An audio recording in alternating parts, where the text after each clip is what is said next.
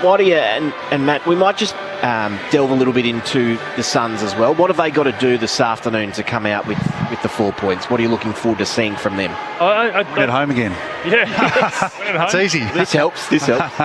I think they're delivering inside forward 50. From my mind, they got and in particular owning the possession in between the arcs. And we talk about the midfield and so on and so forth. Yeah, it's going to go ebb and flow.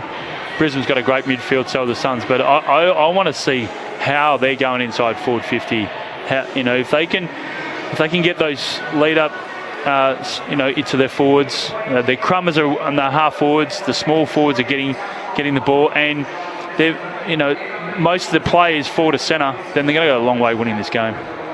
Matty? Yeah, I'm a bit like that. Their tall forwards are the worst in the comp at retaining possession. So either they get it and have a shot on goal, or it bounces out of there, and they can't afford to do that against Brisbane, because once Brisbane get it back, they're fantastic at holding onto the ball and building, and then their forward six is as good as anyone's in the competition. So they've obviously made a couple of changes, a bit more pressure forwards, and then we'll do a bit more forward there. So that's Whitey stuff, that the way they go inside 50, but also having some guys who can halve the contest, and it probably helps with the couple. So Andrews is a big out, because if you don't kick it directly or you're a bit off your game, he'll deny you those opportunities. So the middle of the ground and the territory game becomes super important. And the Suns have been the best in the competition, the territory game, the last 5 weeks, and Brizzy certainly rely on that too. So hence why I reckon the Suns have gone their 2 rucks to try and take advantage of that centre bounce.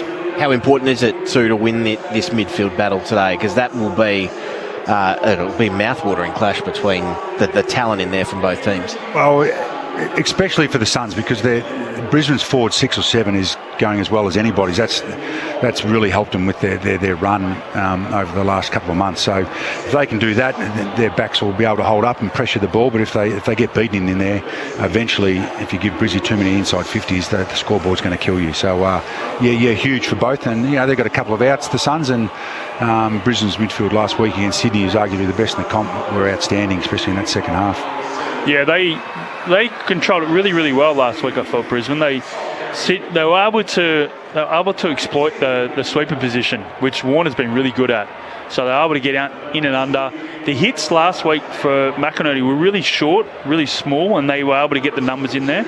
So I'd like to see Witts is really good at this. Witts is really good at pushing it out, whether it goes to his left, whether it goes to his right. Noah Anderson flying onto it. So they're a lot quicker. They're a lot quicker than what the bulk of Neil. I think when you get McCluggage in there, you got a bit of toe.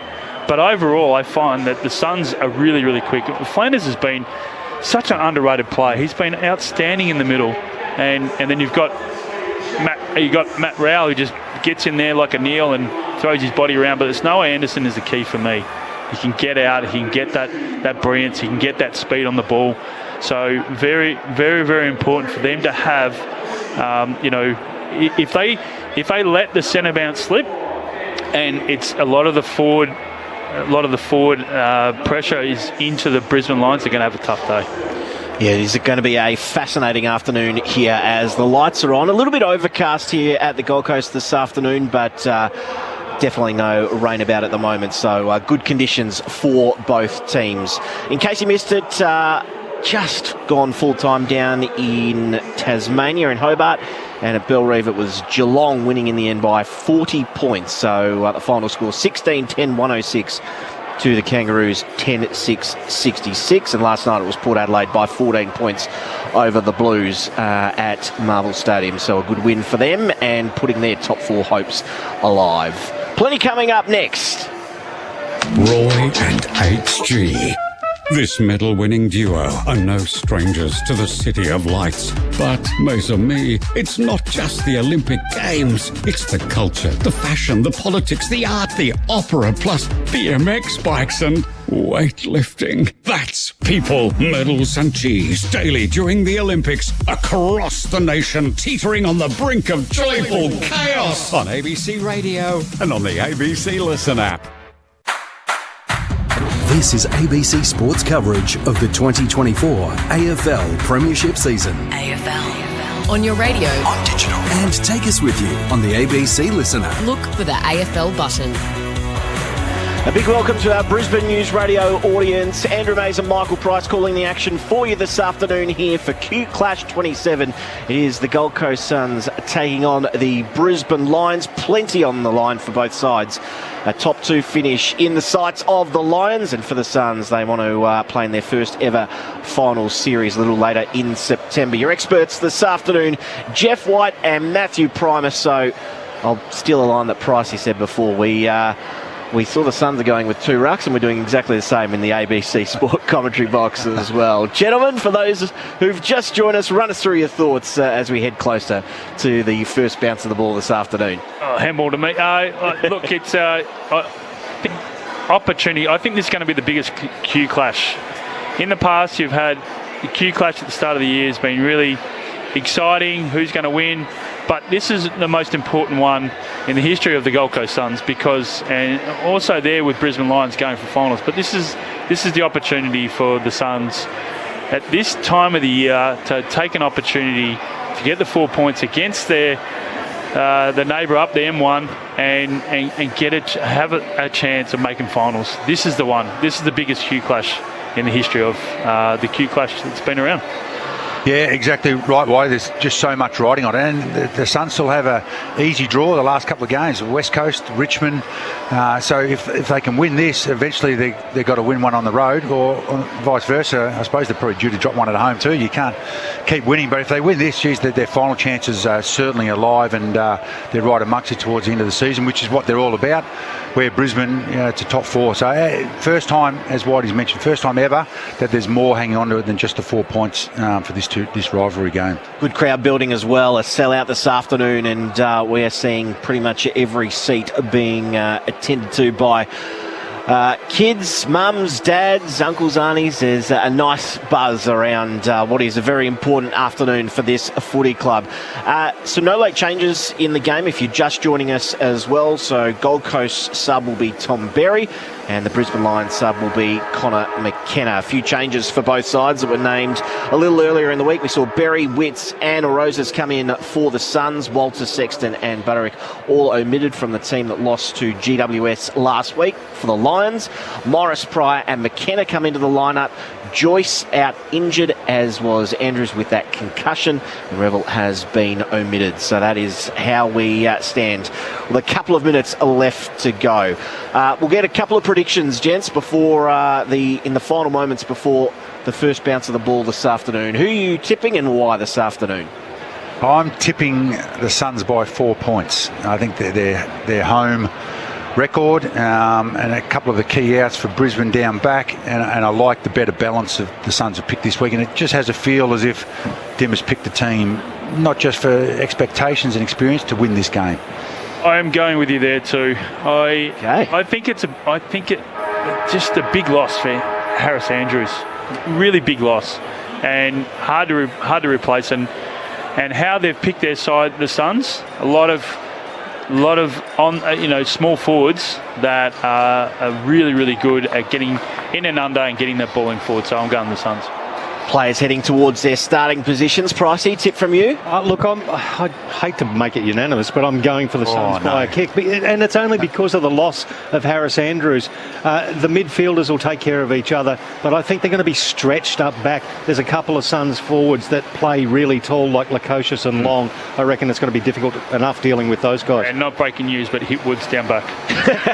There you go, Whitey. Well done. That is Hazy, haven't given a short tip? No, I'm going to make it a clean sweep. We're all in this together. I'm going the Suns as well. I think the Suns can get the job done at home. It's been a fair old place for them to play this season. Lights are on here at Carrara. As Whitey said, the biggest Q Clash to date. So much on the line this afternoon. And Michael Bryce is going to take you through the opening bounce.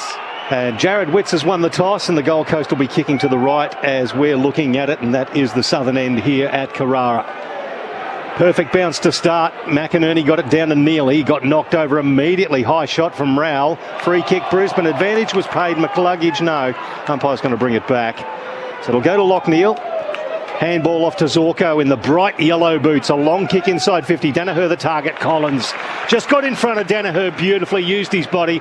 Took the mark. Flared it out to the right to McAndrew, who plays on by hand to Weller. Short kick is okay, and Weller goes long up towards the wing. A nice move by Ben King, able to nudge Hipwood underneath, and then he slapped the ball out of his hands. It's 50 metres. He'll get marched all the way inside attacking 50, and the first kicker for goal of the afternoon will go the way of Ben King.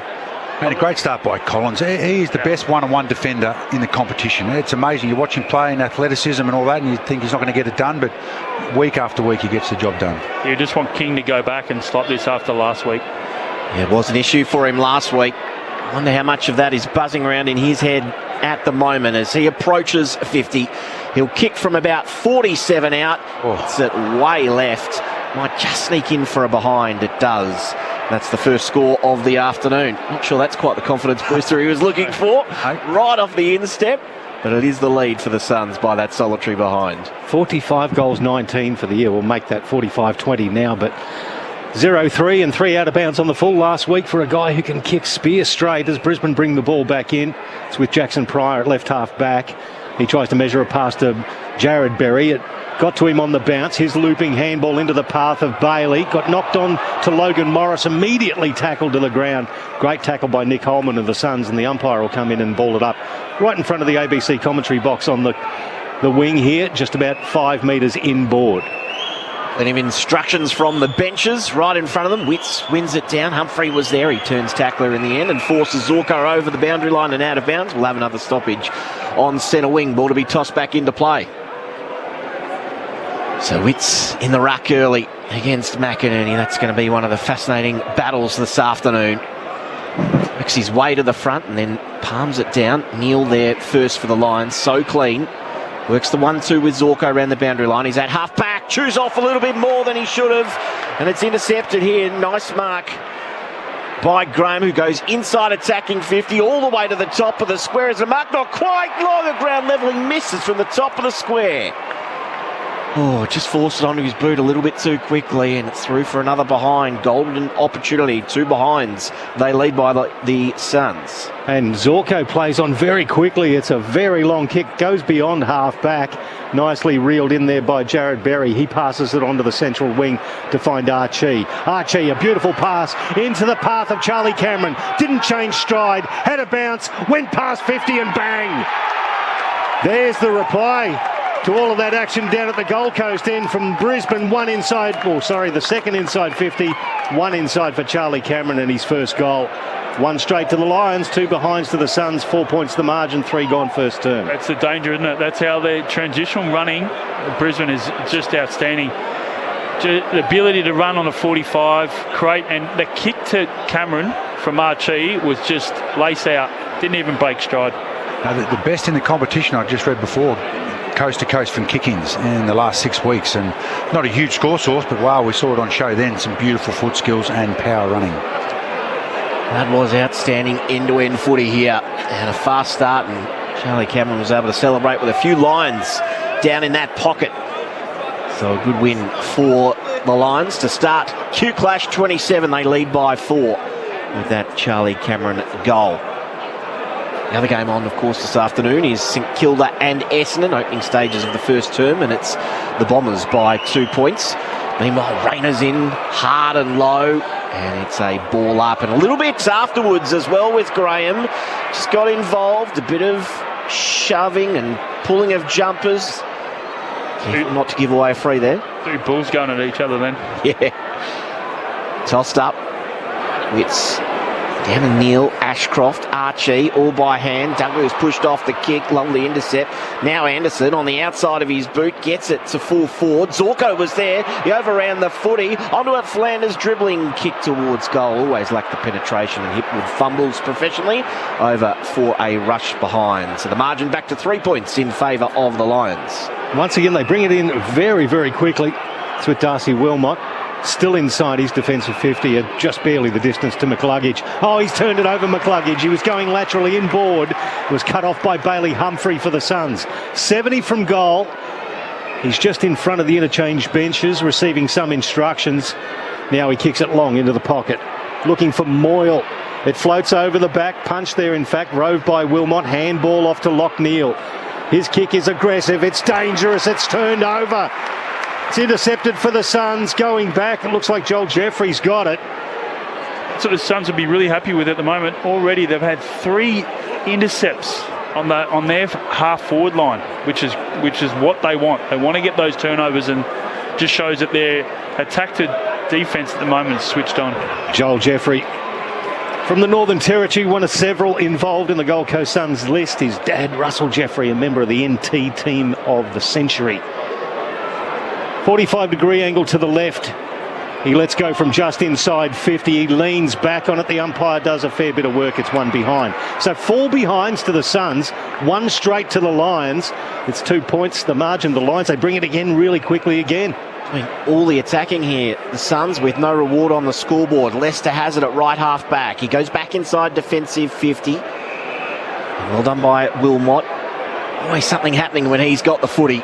Takes a bounce inside attacking 50 and goes out wide to the wing, where Berry has it, pops it over the top for the run of Bailey. So they've worked this nicely, beyond halfway. Bailey with the 45. That's a good kick to Danaher as well, who wheels and goes from 60 out, puts it to the top of the square.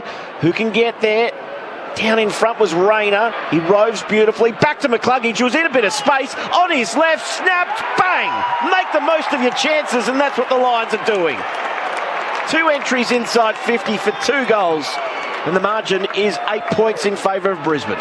Yeah, just a beautiful build-up. They're a kick-mark team, Brisbane, more so than the Suns want to play quick. They've 22 kicks to 5 handballs, so they're just slicing them open. If Suns don't get the turnover in the front half, they've been able to go coast to coast. And just a beautiful build-up, get a one-on-one matchup inside forward 50, and very efficient, very early going inside 50 Brisbane. You can see that clearly they're trying to get that and own the corridor and spread it really quick. That's why they've had the 3 turnovers. But when they've actually got the turnover and they've turned over really, really quick, it's allowed them to go inside forward 50 and have 2 shots on goal straight away.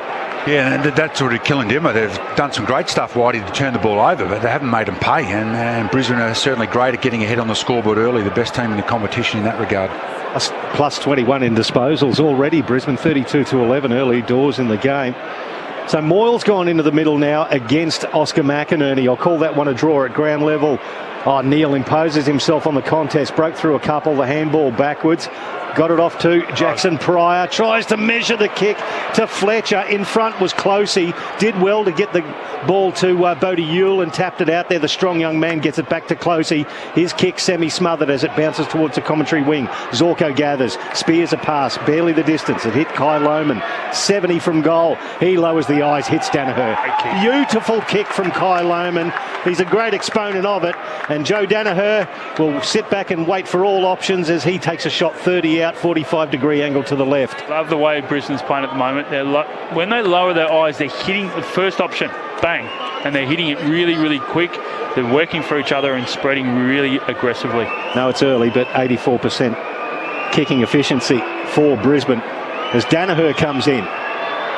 Let's go, and it's going to peel all the way to the right. It's going to hit the behind post on the full, out of bounds on the full, and it'll be a free kick, and it'll go to Mac Andrew in the back pocket for the Suns. They're absolutely getting stuck into him as well, Collins. Letting him know about it, aren't they? Afters, yeah. Oshie was in there as well. Yeah. Mac Andrew with the free kick, left back pocket. Goes as long as he can around the wing. King flies from 2 deep, couldn't take the mark. Prior at ground level. Hand pass back is okay, although Brain turned it over. Now a chance. And out the back, nice effort there by Johnston, who gathers, kicks inside 50, long juggles the mark.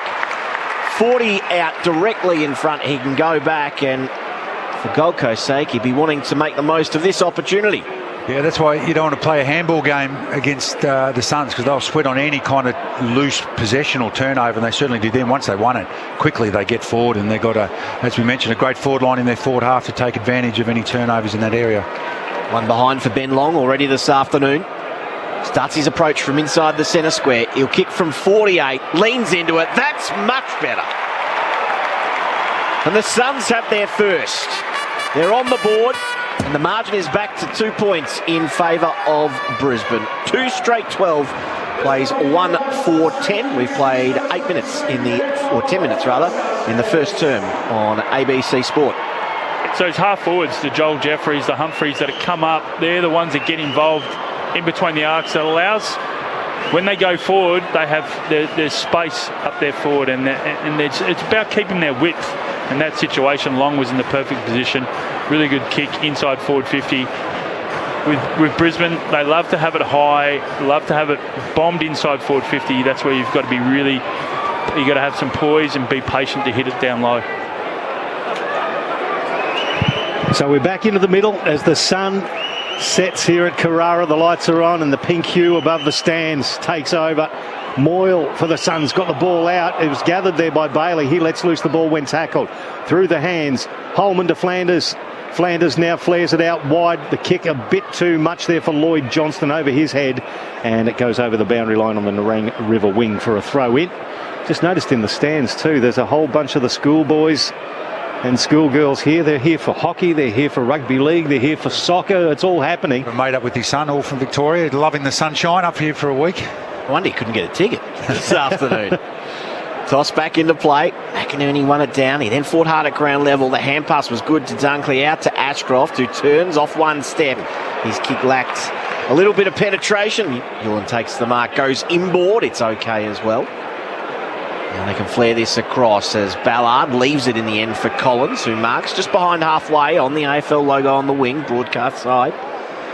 There's a 2-point lead at the moment for the Lions. He fires them, the Suns, inside attacking 50. Big punch away was good. Zorko front and centre. He's wrapped up immediately. We'll have a stoppage on the 50-metre line, about 20 metres inside the boundary. Zorko prominent already, has 7 disposals. Darcy Wilmot with 6. The leading Gold Coast Sun is Flanders with 3 as the umpire balls it up and through hands. It was gathered by the original Sun, David Swallow, and he was tackled into the ground. Umpire will throw it up 55 out, just a couple of metres to the left of where he did just before. Off the hands of McInerney through McCluggage. Ashcroft to Lohman by hand, then loops it over the top to Fletcher, who was met solidly afterwards. His ball landed with Logan Morris, who measured a kick into the pocket. Henry Smith on the bounce did well. Handball back to Ashcroft, who went one way then the other. He sold a dummy to Danaher. Tackled by McAndrew holding the agate. Just under too much pressure there. The Suns beautiful in the back line, and McAndrew having some kind of season too. Get a free kick in the right back pocket. Good work right there from the Suns. They were a little bit outnumbered, so they got back in numbers. Andrew with a long kick. Hipwood the spoiler. Fist went straight to Zorko. Hand pass back to Hipwood. Snaps inside attacking 50. It pitches on its point, so it actually stayed in. Morris is actually pretty happy to see it out, and we'll have a throw in 55 around from the Brisbane goal. Lions have been very, very strong. They're +4 in clearances at the moment. Something that the Suns have to sharpen up a little bit. Brisbane by 2. 13 played. Opening term here on ABC Sport. Just back into play. Get down Moyle, he's tackled immediately. Just got the hand pass away. Flanders might have been taken without it. Umpire wave play on. High kick around the boundary and a couple of decisive fists. Wilmot very good over the top of that pack, and Lukosius was no chance of grabbing that. We'll have a ball in between wing and half forward. The Brisbane Lions lead it by 2. Brisbane is sending an extra up at the stoppage, Whitey, to help them get there, and Suns are sitting one back, so it's a bit of a to and fro from here to see who gets on top in that regard. So Henry Smith against Moyle in the ruck. Smith grabbed it out and put it on his boot. It landed on the arc of 50, spoiled away by the Suns. Through the hands of Lukosius to Hewlin. He missed Rao with it. Jasper Fletcher got there, held off there by Swallow. Now enter Flanders. Got the handball away under enormous pressure. Closey versus Bailey. 2:33s take it over the boundary line, and Dunkley Swallow. Boy, it's physical early. You can just tell that the Suns have got a little bit of anger about Big Brother here. They want to knock them over and destroy their run for the top 4 as well.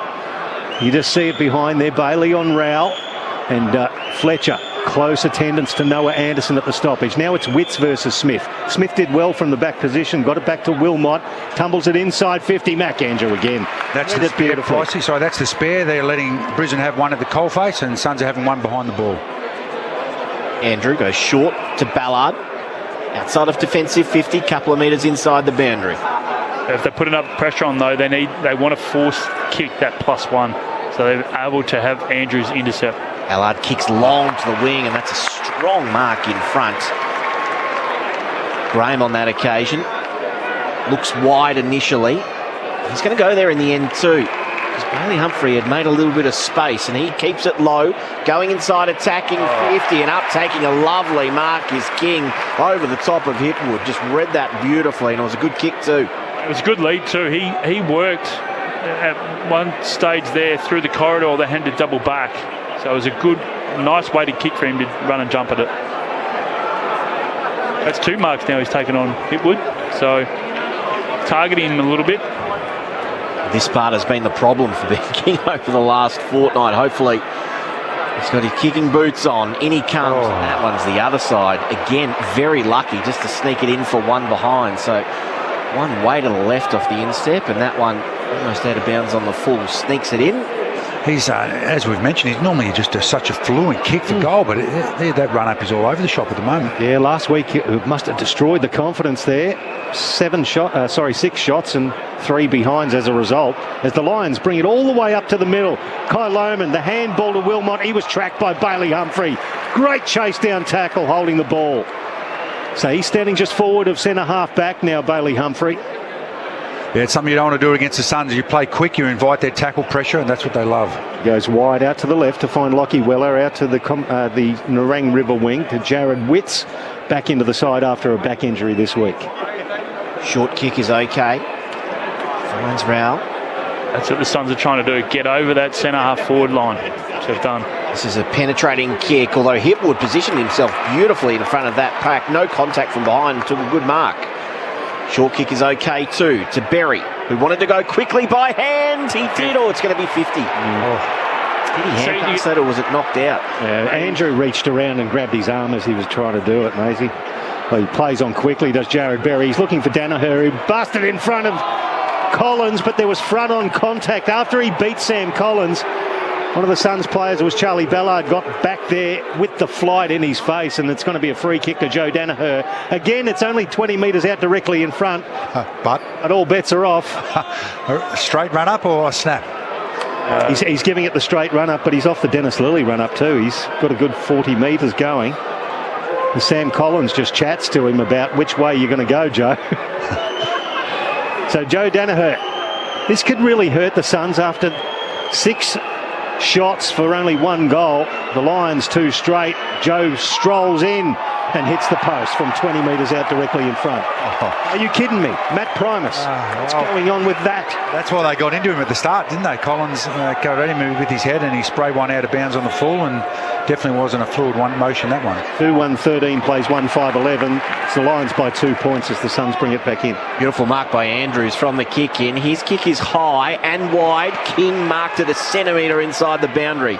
He spots Anderson over the top as well, who paddled it to his own advantage rather than taking the mark. Hand pass to Roses, who lost his footing and then lost the footy holding the ball. Great tackle. Well done, Starcevic, and it's a free kick inside defensive 50. Key tackle. There was a man on over the top, and Roses just couldn't get the footy to him. Yeah, that's exactly right. There was a man on free inside forward 50. Just lowered his hips, and great tackle.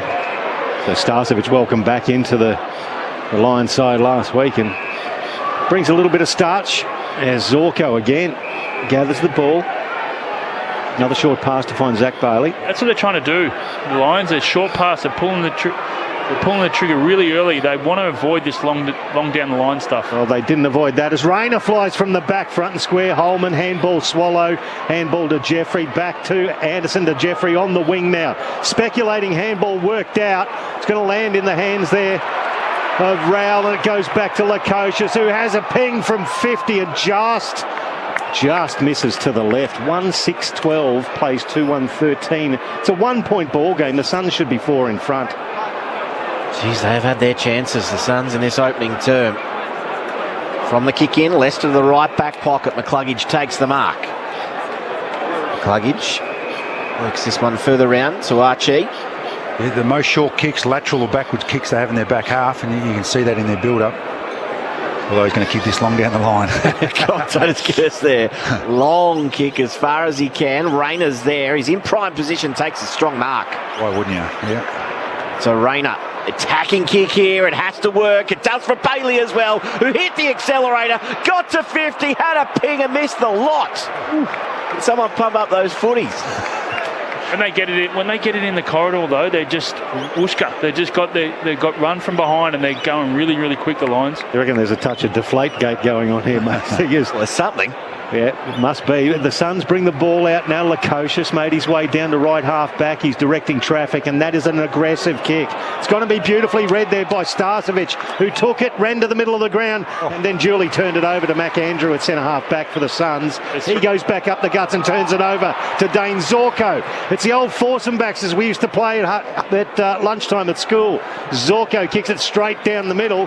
Guess what? Sam Collins intercepts it. You take over, Maisie. This is like watching tennis. Turnover to turnover, long kick to long kick. How can the Suns go on this occasion? It was enough of a mark for Rowell, it was. He takes it at half-back, has his running partner Anderson, although ignores him. Goes a chip over the top to Lukosius, who just gets there before Berry, and then kicks long inside attacking 50. Penetrating kick. In prime position was King. Did all the right thing with the body to nudge Hipwood underneath the footy. He just couldn't take the chest mark on the way down, and it's out of bounds next to the left behind post. Something that the Lions have to look at when they're going inside 450. They've had 5 intercept marks against them, and that's 2 to Collins, 3 to McAndrews. So the throw in the left forward pocket for the Suns. It's McInerney versus Witts. Witts got it down. It went through the legs there of Ashcroft, hovering over him. King bops bat out. Ashcroft grabs it again, and he kicks it towards Smith. Spoiled there by McAndrew, but illegally. It was a chop of the arm. So Henry Smith, who's taken over the second ruck duties from Danaher this week in only his second game, but he is the same height as Ned Moyle at 206 centimetres, goes down the line and finds McCluggage on the outer wing. McCluggage looking for that next option down the line. Zorko provides it laterally, ignores him. Little chip over the top is good to Neil, who'd made some space. Back to McCluggage. Hand pass over the top to Archie, who can load up inside attacking 50. It's a high ball to the top of the square. Bailey v Holman. Bailey got a hand to it, but it's through for one behind. Yeah, they're all pointing Brisbane Lions players. Kick at the top of the square. 2-2-14 the Lions. 1-6-12 the Suns. 22 played opening term. So it's brought back into the right back pocket to find Collins. Now out to right half back to Flanders. They're outside the arc as they traverse the boundary line. That's not a good kick from Flanders, but Holman made it look really good. Gathered with the one arm, played on, kick to Lukosius, 70 from goal. He goes inside 50 to Long. Long dribbles one. Zorko tries to gather with the feet, didn't work. Handball backwards to Graham. He was tackled, let loose the ball. Now Rosas in traffic. Oh, he actually got his foot to the ball.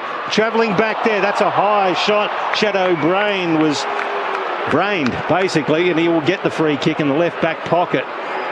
Both teams just lacking composure inside 50. There are plenty of opportunities, both teams, but they're just making that last mistake and shot on goal or to set up the next kick. At the moment, it's the defensive structures that are set up for both sides are forcing those errors. Out wide to Zorko, long high kick to the wing. Rayner came with a big fly, couldn't complete the mark on the way down. McInerney had to tap it out.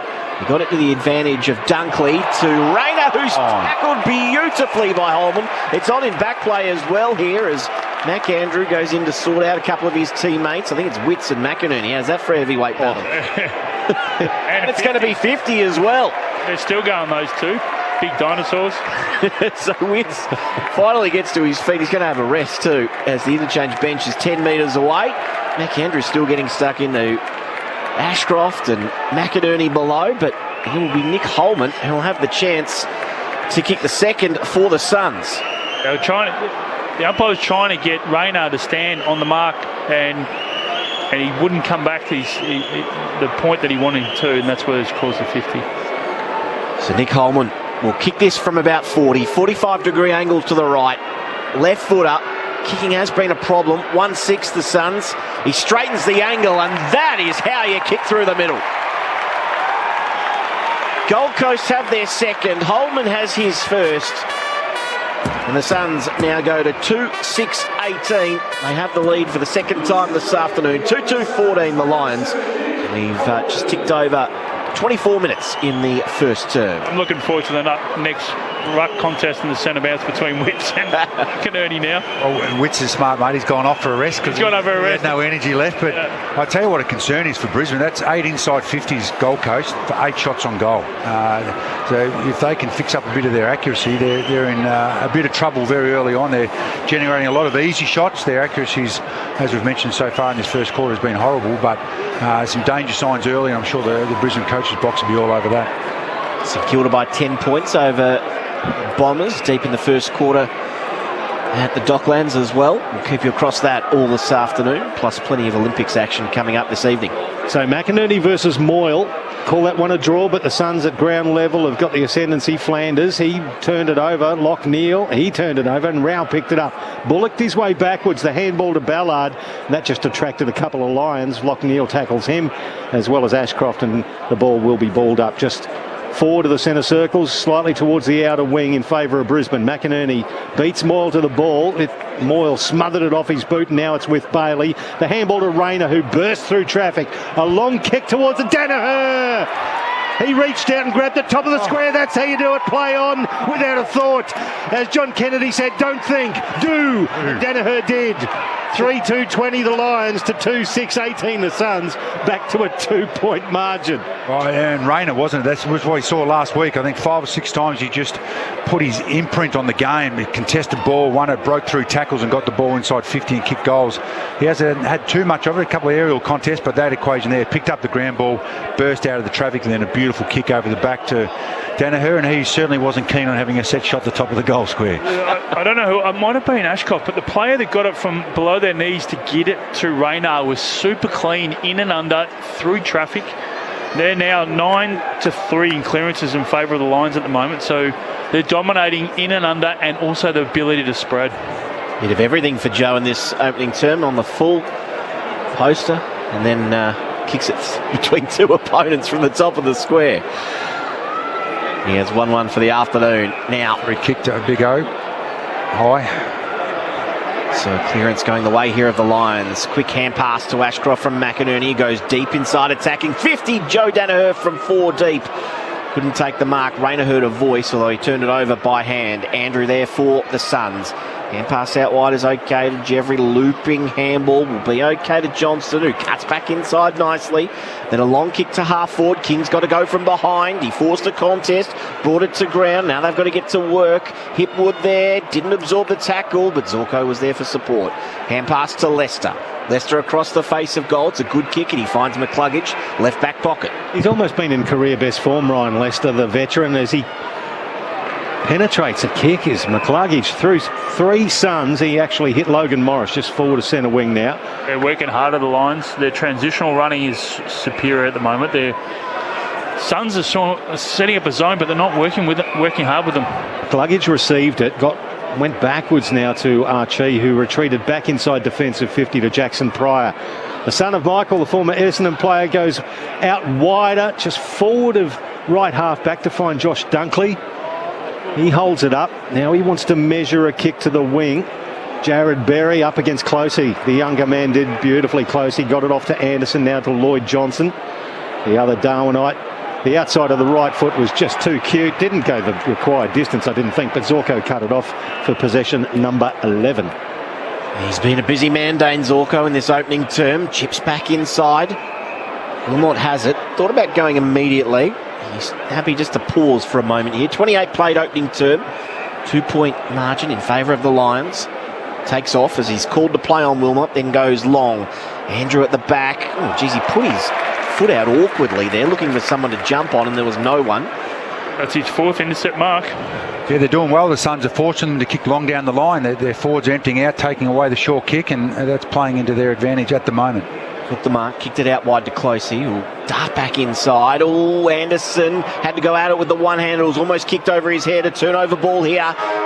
And luckily the siren beats the Brisbane Lions as Rayner was just about to burst away from that contest. Brings to end a very entertaining opening term. The Gold Coast Suns 2-6-18, trailing the Brisbane Lions 3-2-20. Goal kickers. We'll start with the Lions. 1 to Danaher, Cameron and McCluggage. Meanwhile for the Suns, 1 each to Long and Holman. So it has been an entertaining opening term, just to bring you up to date as well with what's happening at the Docklands this afternoon. And 27 minutes played in the opening term there. Here's St Kilda 5-1-31 leading the Bombers 2-3-15. Plenty to play for Essendon as well. So we'll keep you across that, as well as all the NRL scores and a bit of Olympics action as we get closer to the night time here. A 2-point advantage for the Brisbane Lions at the first break here in Q Clash 27. You're listening to Saturday Footy on ABC Sport.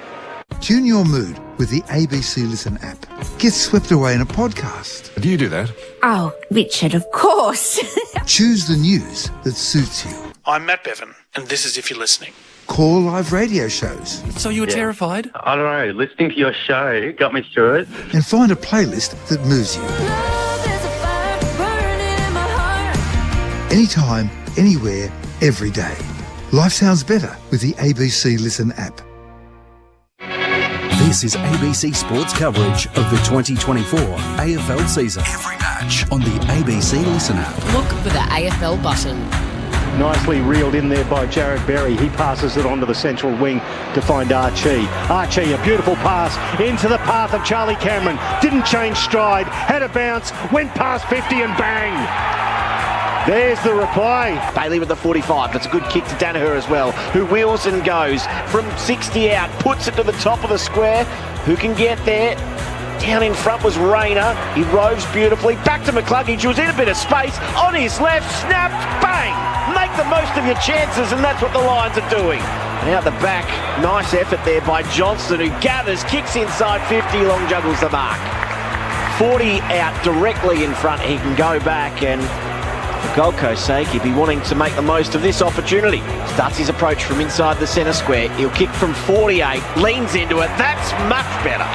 And the Suns have their first. McInerney beats Moyle to the ball.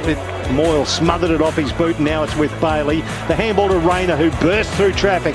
A long kick towards the Danaher. He reached out and grabbed the top of the square. That's how you do it. Play on without a thought. As John Kennedy said, don't think, do. Danaher did. The 2024 AFL Premiership season. On your radio. ABC Sport Digital. And on the ABC Listen app. Welcome back to Carrara. Andrew Mays and Michael Price calling the action for you this afternoon alongside our experts Jeff White and Matthew Primus. At quarter time it is Brisbane 3-2-20 leading the Gold Coast Suns 2-6-18. Matty and Whitey, how did you see that opening term? Well, as you mentioned, really entertaining. Contrasting styles. Brisbane love to hang on to the ball and build from their back half, and then pretty dangerous when they go inside 50.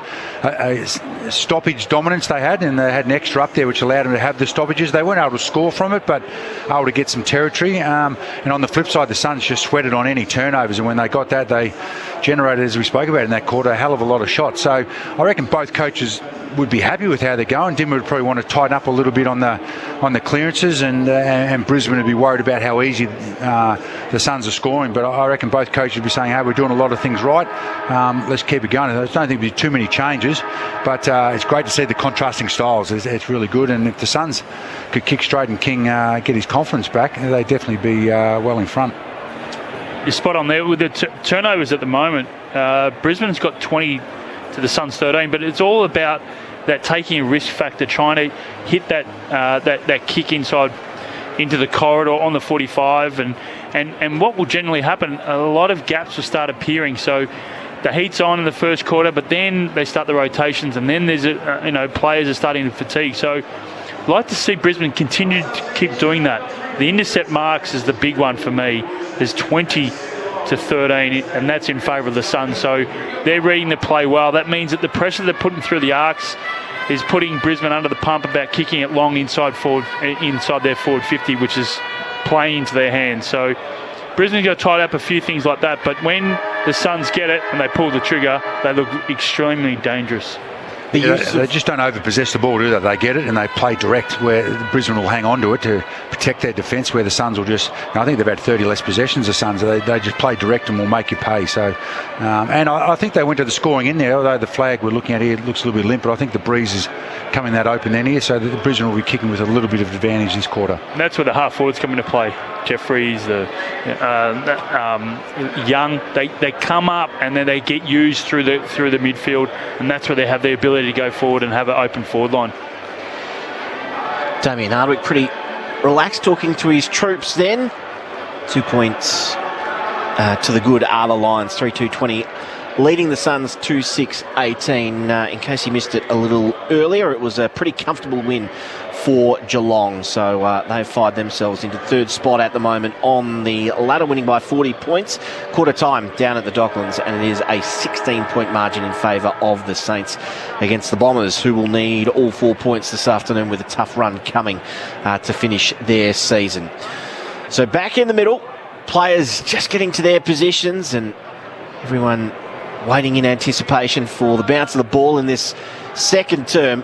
2 point margin in favour of the Lions, but pretty wasteful the Suns with 2 goals 6 in that opening quarter. The umpire holds the ball aloft. Siren sounds and we're back underway in this second term of the Q Clash. The most important Q Clash to date. Umpire pauses and then slams it into the turf. Favoured McInerney a little bit, who then slaps it away from the contest. Lukosius over the top, careful not to give the free kick away. Now back inside the scrimmage. Anderson on the outside, Neal's in there, and then a bit of a wrestle. Ashcroft and Swallow will have another ball up. A little further north of the centre circles this time. Tossed up straight away. Witts over the top one at that time. Flanders trying to rip it out of Neal's hands. Neal almost won that contest. Acrobatically gets to his feet and we'll have ball up. Third time lucky.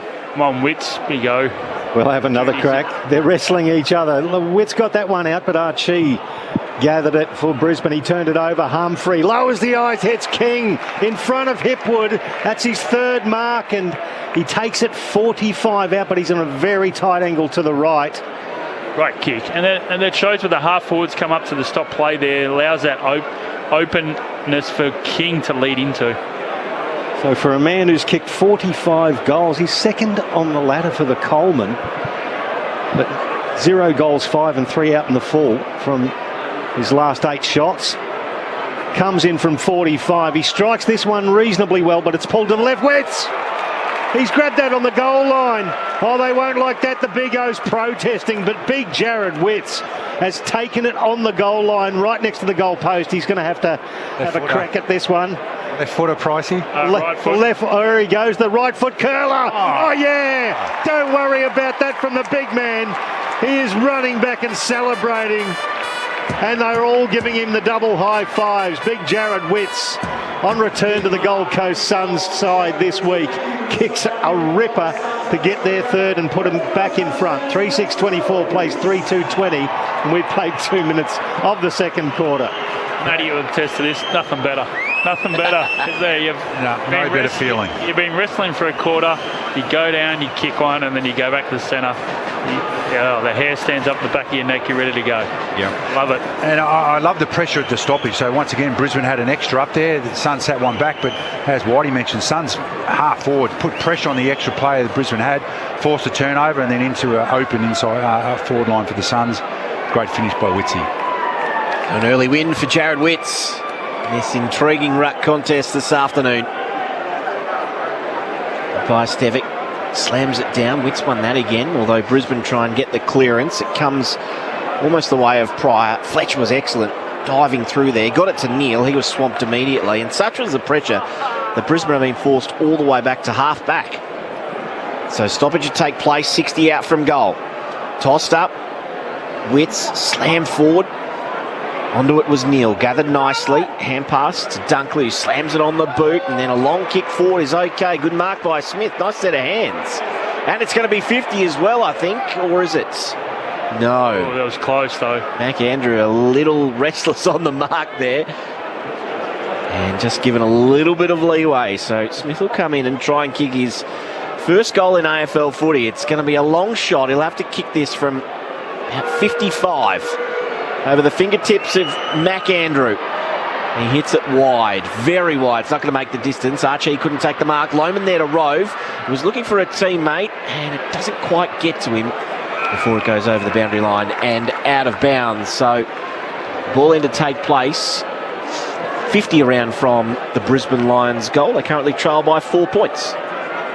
So the umpire's going to throw it in front of the small scoreboard. Henry Smith, 3 seasons in the VFL, got his debut last week. A bit of a deer in the headlights. I love the idea of playing him as the second ruck. He's got involved in the game early. McCluggage from this contest goes through a couple. The handball to Bailey, under pressure to Dunkley, now to Rayner, off a step from 40. The left foot is pure. That is a great team goal from the Brisbane Lions. Good conversion. And they're back into the lead. 4-2-26 plays 3-6-24 just after 4 minutes of the second term on ABC Sport. It's what I love about sides, a lot of sides doing that at the moment, is their set plays. And the set play outside forward 50, they had 2 going forward, 2 along the boundary line, and then they had so much spread that just exposed the Suns. It was a wonderful setup. They had such good balance and they were able to spread, and it was a great finish on the left foot from Rayner. But the ability to have some movement at that stop play, that boundary throw in, just caught the Suns off guard. It's just that wave, wasn't it? There was always movement. There was always movement. There was someone that was staying in that sweeper position, but they moved extremely well. 5th lead change of the afternoon. So it's a Brisbane lead at the moment, although the Suns can come away here through Flanders. Kicks a high ball inside, attacking 50. Hipwood led everyone to the ball, got through his hands to the back of the pack. Lester forced it onto the boot, gained about 30 metres, but it's all Suns here out the back. Ballard to Weller. Out wider still to the wing. Mark taken by Closey, who can go quickly if he wants to, although he pauses on it for a moment, then lays into it. Low flat ball. Caught behind was King on that occasion. Rove nicely by Lukosius to Humphrey, who found a bit of space, and then a lovely lateral ball. 15-metre pass. And Flanders will line up from 40 out directly in front.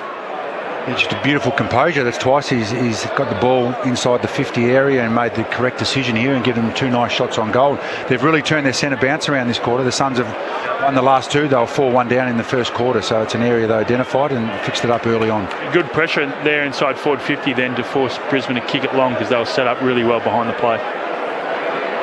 So in comes Flanders, spins the ball in his hand, kicks from 40, close to the man on the mark. It's good. Goal for goal in this second term. 2 goals to 1 in this second term for the Gold Coast, and they regain the lead. The 6th lead change this afternoon. It's the Suns by 4 points. Really 4 goals, 6:30. Sorry, Whitey plays 4-2-26. Sorry, Maisie. Really showing you the importance of the centre bounce clearances at the moment. Because whenever the Brisbane Lions go inside forward 50, they're having a shot on goal, and the same with the Suns. So we saw it sort of ebb and flow in that first quarter, but now it's a really strong importance on the centre bounce clearances and also the secondary stop plays. So it's a good atmosphere here, as you would expect, with a sold-out crowd. We've already mentioned the many different states, school, girls and boys teams from many sports that have been played on the Gold Coast over this next week or so. Clearance here goes in the favour of Brisbane. Cut off at centre-half, back for the Suns. It's towed forward there by Noah Anderson. Back into the middle, off hands of McInerney through Ashcroft, back to Neal. His kick cut off there by Flanders, who did beautifully to rob him. He flares it out to the outer wing. Lukosius now, a prodigious kick. He launches towards King, who launches and takes a beauty. That is a great grab over the top of a taller man in Eric Hipwood. And Ben King, hopefully his confidence can come back, will take a shot 30 metres out. Pretty tight angle to the right. It was all set up from that kick from Lukosius. He saw it early. He gave it enough weight to get it over the top of Hipwood. He almost sat it on his head, to be honest, and allowed Ben King to come at it. So Ben King, already with a couple of behinds, leans back on this one, and it goes right again. Another behind. His confidence in front of goal for a bloke who's second on the Coleman ladder is shot over the last couple of weeks. 31 plays 26. The Suns by 5 points, 8 gone second term. and he's going to get lots of shots, Pricey, because Hipwood's playing in front, and when the ball's coming in unpressured, he's getting exposed, but so far King hasn't taken advantage of that. Fry receives a kick in, long kick to Dunkley on the wing. He goes to half forward. Was it chopping of the arms? No, a holding free kick, and it's going to go to Morris, who can kick from 55. Just lays it up to the top of the square. Danaher will fly. Didn't quite get a run at it. Moyle spoiled. Down to the front of the pack. Dangerous position. Humphrey let it go for Leicester. Leicester back to Zorko. Spotted a couple of Suns out the corner of his eye. And one of them was Big O. He takes the contested mark. Right forward pocket. Plays on immediately to McCluggage. On the left, around the body, if you don't mind. Lovely goal by the Lions. He's got two. And it's another lead change this afternoon. Lions back in front. 4-7-31, plays 5-2-32. What a cue. It's just a shootout, isn't it? Every time they go inside foot, the King misses that one. And then straight down, inside forward 50th for the Lions. And goal. And the Big O used his body beautifully then to get the mark, and then didn't get his ambition mixed up with his ability. Gave it off to the right user for a beautiful finish. But if I was Brisbane's defenders, I'd just be into King every time he gets near the ball, because he started like he finished last week, but this is continuing. He's right inside his own head at the moment, and because there's some simple shots he's had tonight, and it doesn't even look like scoring. Well, he's kicked 3 points there, Pricey? He's kicked 3 behinds, and they were 3 kickable ones. We've watched this guy kick them from anywhere here. The first one, he put no weight on his left leg, and then the other 2, he's leant back. He's leaning back on it, not leaning forward as the Lions get this clearance out. It's a draw, but the handball falls into the path of Ashcroft, who launches inside 50. Collins has got the set. Did well with strength after Smith came through with a spoil. Front and square, Charlie Cameron off to Logan Morris, who has a snap, bounces through one behind. 31 plays 33. The Lions are leading this by 2 points now, with 10 gone of the second term. Michael Price with Andrew Mays and your experts Jeff White and Matthew Price. Well, with the kick in, takes a couple of metres and goes as far as he can. Moyle, lovely set of hands. Had his name written all over that one, with Zorko, the smaller opponent, in front. Led McInerney to the footy. Hands it off to Flanders. Flanders over the head of Long on that occasion. Humphrey provided a great contest at ground level. Got the ball back to Long, and then the hand pass was missed as Long fed it further back. And Close, he's not happy with himself, missing a handball target. And 2 running forward in Rowell and Humphreys too, so stop the play. Ball to be thrown in right below us here on ABC Sport. In between wing and half forward. Witts palms it down in front, but Dunkley, his kick smothered. Now Closey feeds it inboard. It's okay to Weller. Hand pass over the top was good by Yuland, and then the kick going inside, attacking 50. Falls away of Humphrey. Goes the hand pass instead of the kick, and then not enough on it from Anderson as he was pushed as he kicked. And the mark is taken by Hipwood, and out he goes to Neil immediately at defensive 50. Just in the right spot at the right time there, as Anderson couldn't quite get the purchase on that kick, and Neil goes back inside defensive 50 to Leicester. Leicester now longer down the line. That's a good attack of the ball. Couldn't quite juggle it. Henry Smith at the back now. Andrews receives. He kicks it forward to Flanders. Takes it in front of Lockneil. He's 60 from goal. Left half forward for the Suns. Wheeling around onto his right foot now. He kicks it to the top of the square. King flies at the back of the pack. Lukosius. Well done, Jasper Fletcher. Banged it through for one, rushed behind. 33 plays 32. 1 point the margin with 12 gone in the second term. They're all over him here, the Suns, with their pressure. They're just, Brisbane's defence is really holding up, and they're just not kind of able to hit the scoreboard as good as they are, but they're causing lots of turnovers. Zorko short to McCluggage. McCluggage out wide to the wing. It'll get to Morris on the bounce. He takes it. Has Dunkley for company, who's got to wind one up the boundary, and he does well to get it to Danaher. Danaher takes the mark. Thought about playing on immediately. He was called to play on as he'd feigned the kick. Goes backwards by hand to Leicester, who's got time to assess his options. Laterally to Zorko. Zorko into the middle of the ground, and now Neil has it. Hipwood was the runner. Ignored him. Went to Pryor instead. Right half forward this time. And cut back on that left boot and go long inside, attacking 50 to the pocket. Andrew over the top. Couldn't make the decisive spoil. Lohman, hand pass inboard to Berry on his left. Brought it back too far. One behind. Just both sides look dangerous when they go inside forward 50. They do, don't they? And Brisbane's build-up was get numbers in the front half, so if they turn it over, they've got numbers to defend a lot better then and gave them a shot. But you're right, Whitey, both teams look like they can score with their eyes closed at the moment. Lions by 2. So it's brought back in by Will Powell. Long kick and it reached centre wing. Commentary side, Jackson Pryor fisted it forward. Rowell got in front. He couldn't quite pick it up. Anderson could, but he was tackled by both Dunkley and Cam Rayner. That's a tough little sandwich there as the umpire's going to come in and throw it up at the point of the centre square at right half forward for the Brisbane Lions. Now the Suns with the clearance. Flanders tackled and he let loose the ball. Free kick as Lockneil was tackled when he gathered it by Matt Rowell. How many does he have, Price? Feels like he's had a lot of the ball. Who, Lockneil? Yeah. He's up to 14 disposals now. Kick in front. There he is, Joe Danaher. A little bit of assistance from Kai Lohman in between Danaher and Sam Collins. But once again, Danaher from more or less directly in front. He gets a run and jump at it. There's not too many people in the country can stop him at 6'7", mobility, reaches highest point. What a great mark. He is some kind of player, Joe Danaher. We do take the mickey, but what a career he's had. From 40 metres out, slight angle to the right, the left foot is a beautiful strike of the Sharon. He gets another one for the Brisbane Lions. That's his second. They get their sixth. 6-4-40, plays 4-8-32 after nearly 15 minutes of this second quarter. Yeah, it was a beautiful little lead. He led back to the goal square. Collins came with him, and then his speed and agility, once he turned and came back at the ball, he got a bit of split off Collins. And as Jeff mentioned, if he has a run and jump, puts those hands up, he's 7-8 foot tall, and a beautiful kick on goal too, unlike his first one in the first quarter. But yeah, both teams' efficiency inside 50 is what's separating them at the moment. 8 points the margin in favour of the Lions at the Docklands. It's St Kilda by 4 points into the second quarter over Essendon. Ball back in the middle. Talking about big games. Yeah. Oh. It seems like every game's got something on it at the moment. It's going to be an amazing last month of footy. Bounced by the umpire in the middle. Witts down, only as far as McCluggage though. He goes into a wrestle with Rowell, who ripped it from him, then kicks inside attacking 50. Oh, with all the bravery in the world going back, Price spilt the mark, but it was a great effort.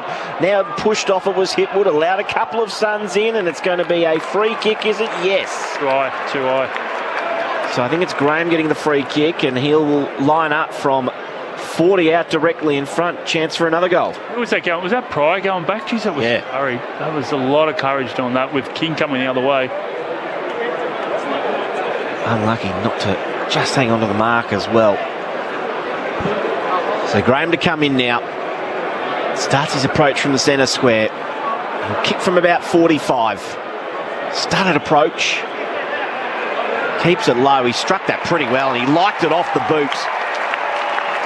Good answering goal here after a couple in the row for the Lions. Suns hit back. Margin back to 2 points in favour of Brisbane, and Graham has his first for the afternoon. It's just a shootout, isn't it, Matty? It's just a shootout, which is great, which is what you want. It's good for us, but would the coaches be like it?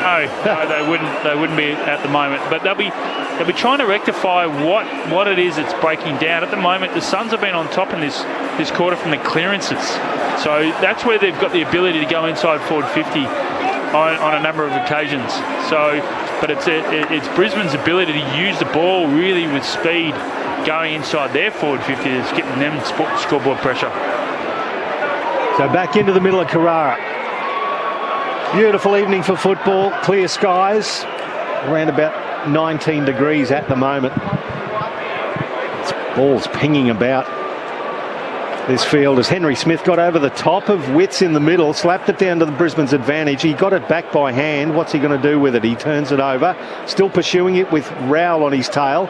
Jared Berry gathers, he's tackled into the ground heavily. Umpire says we'll ball it up. It's just adjacent to the centre circles towards the outer wing. Witts decisively gets it down to Rowell. Out of the pack, he tumbles his left footer towards the pack. Overrun there. Jackson Pryor going back with it. He's tackled into the ground with the ball by Malcolm Rose's 55 from goal. And the umpire will come in and throw the ball up. So umpire Stevic doesn't waste any time. Tosses up immediately. Witts with the outside of the palm. Tried to win it down. Roses with a rogue left boot in there. He swung his foot at that. Getting in danger. And concedes the free kick. Wilmot with it. It's like the golfer who hasn't played for a couple of years and tries to unleash off the first.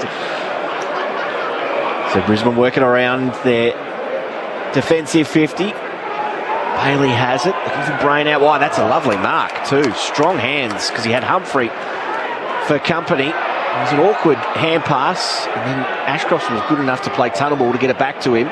Brain kept on running. Hand passed it to Fletcher, and now to Ashcroft. Running pass, long kick inside 50. High mark, well done. Collins getting into the hole there. And takes the mark in front of Morris. He's as tough as old boots, Sam Collins. Don't worry about that. Long kick now, just short of centre wing. Oh, Brain got in front, did well. It went through his hands, gathered at the back of the pack by Lester. His kick was immediately smothered, and Rao gathered the ball and tackled by Hipwood. He's left his work rate, Rao. That was a smother there. Then he was able to force a stop play. Hipwood immediately off onto the bench there as from this clearance. Rao out of the pack, tumbles a kick. It's picked up there again by Ryan Lester, and he's just shunted off it by young Ned Moyle, who gives him a little bit to go on with as well. The ball goes over the boundary line. It's going to be a free kick to the Gold Coast Suns. It'll go to the original son in David Swallow. As Q calls him the bad in excess cover, the original son. Long kick towards the arc. And as a whistle on play, it was a hold. It'll go to Brandon Starcevich, who was being held off it by Ben Long. He goes to centre half back to find Jared Berry, still inside defensive 50. Berry short to Fletcher inside the centre square. Back to Berry, who ran into a bit of trouble, was forced to kick quickly. Holman didn't quite win at Wilmot to the advantage of Lohman. Back to Wilmot. High kick inside 50, sitting underneath it for a long time was Big O. He could hear footsteps of Andrew bearing down on him, didn't make it in time, stood his ground and took a great contested mark. I love both these big guys. They're both charging forward when they can to take advantage of ball movement. McInerney, low flat kick. It's a good one too, to the top of the square. No mark taken at ground level almost. Morris couldn't get the kick away, and it will be a ball up at the top of the square. How did they not play that hole in the ball? He just clearly dropped. He was trying to kick it. Yeah, missed foot with ball. And the umpire's right there too. Umpire throws it up more or less at the top of the square. Witts tapped it into clear pocket, and it's Lloyd Johnston who gets there first with pace. Under a lot of pressure, he gets a good kick away, but it's cut off there by Jackson Pryor. He immediately lowers the eyes and hits Rayner. 45 out, 45-degree angle to the left. He likes this distance too, Cam Rayner. The umpire, well, gives him the benefit of about another metre too on the mark. He's just hitting a little purple patch of form, Cam Rayner, where he's showing all of that potential that we've seen, that he puts in bursts. Well within his wheelhouse from this. He'll have to strike it from just outside the arc. Does so. He struck it very, very nicely. That is a beautiful kick. He's raised the hand and the finger, his second. And the Lions get a little bit of breathing space. 7-4, 46. 8 points the margin to the Suns. 5-8, 38. Yeah, you're right, Pricey. He's not just having fleeting moments here and there. He's actually impacting either when they put him on ball for a centre bounce or some forward craft. He's involved in the game a lot more, not just on the scoreboard with some pressure, some ground balls, and that was just a beautiful finish, a beautiful lead up. And the worst scenario, you lose a ball from your back 50 and the Suns just didn't get out quick enough to look for those short leads, and Brisbane were on their bike and well organised ahead of the ball. Just his work rate, isn't it? The ability to be involved in that stop play there, and then the ball gets transferred out, quick kick back inside, and he was the one leading up. So his work rate is what is made him consistent footballer at the moment. I feel like he could have some big moments a little later in September as well, Cam Rayner, running into a nice patch of form as we head towards the business end of the season.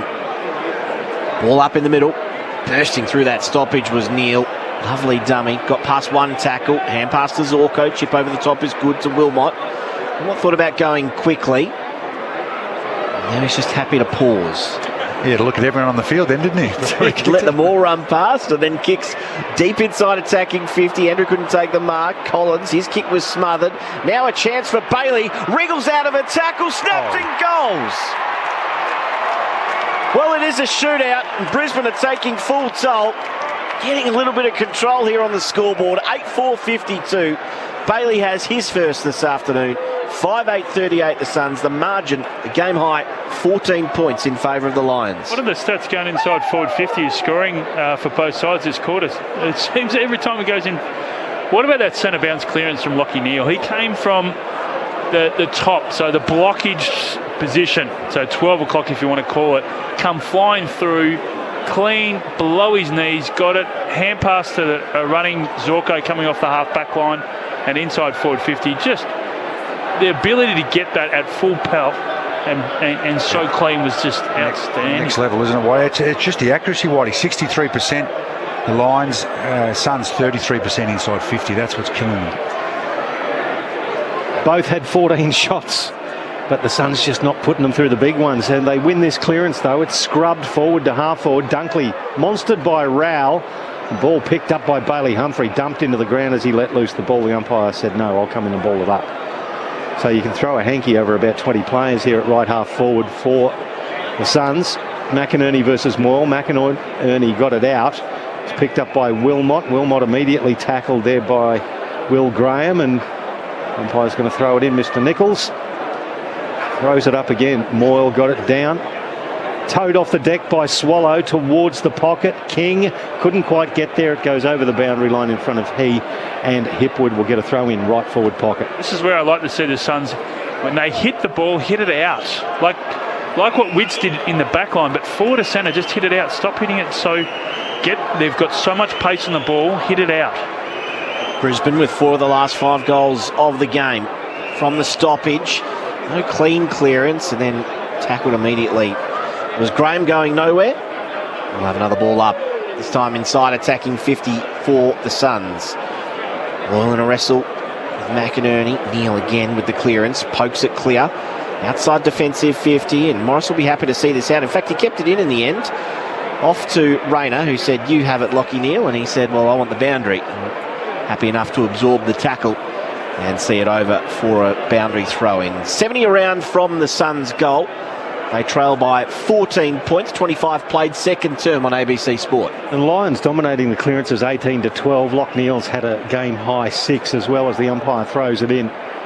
Off hands, it looks like he'll get another one here. He does, Lachie Neale. The handball into the path of Rayner. Gathers back to Neale, missed with the handball, and it goes over the boundary line on the outer wing. We'll get another throw in. It's the Lions by 14 points. Crowd buzzing here at Carrara. This is a much anticipated Q clash number 27. And the Lions with 19 wins in this fixture. The Gold Coast Sun with 7. McInerney versus Moore. McInerney got it down straight back over the boundary line. We'll do it all again from the same spot. St Kilda by 10 over Essendon. Deep into the second term there, down at the Docklands. And as I mentioned, a game-high 14-point lead for the Lions here. Toss back into play. McInerney grabbed it out of the ruck this time, then turned tackler. And again, we'll have another stoppage. So a lot of one-on-ones going on now around these stop plays. Even both the plus ones are getting rounded up. McInerney, he's had enough, just whacks it forward with that big left fist. Gained about 25-30 metres. And we'll have another stoppage. This time a ball in, 50 around from the Brisbane goal. That's what the Suns have got to do. And I love that McInerney's done that. You just get it out of that inner circle, get some movement on the ball. They're able to get a goal early in this second quarter by doing exactly that. Throw in across the arc. McInerney grabbed it out of the ruck. Loose handball inside 50. Collins couldn't pick it up. Lohman, a little bit of a party trick. No look handball to Ashcroft. Dangerous kick to the top of the square. Well read there by McAndrew, and well left too by young Bodie Hewland, who read the room and let McAndrew take care of it. He backs off and he's in the true full-back position. Long kick towards right half back. Big fly by Zorko. Just couldn't quite reach the agate at the back of the pack. Lachie Neale bringing his own share in at the moment. Went laterally and hit Josh Dunkley. Disposal number 19 for Lachie Neale. Kick inside attacking 50, or just shy of, to Zorko. Pokes it into the pocket. Too high for Bailey.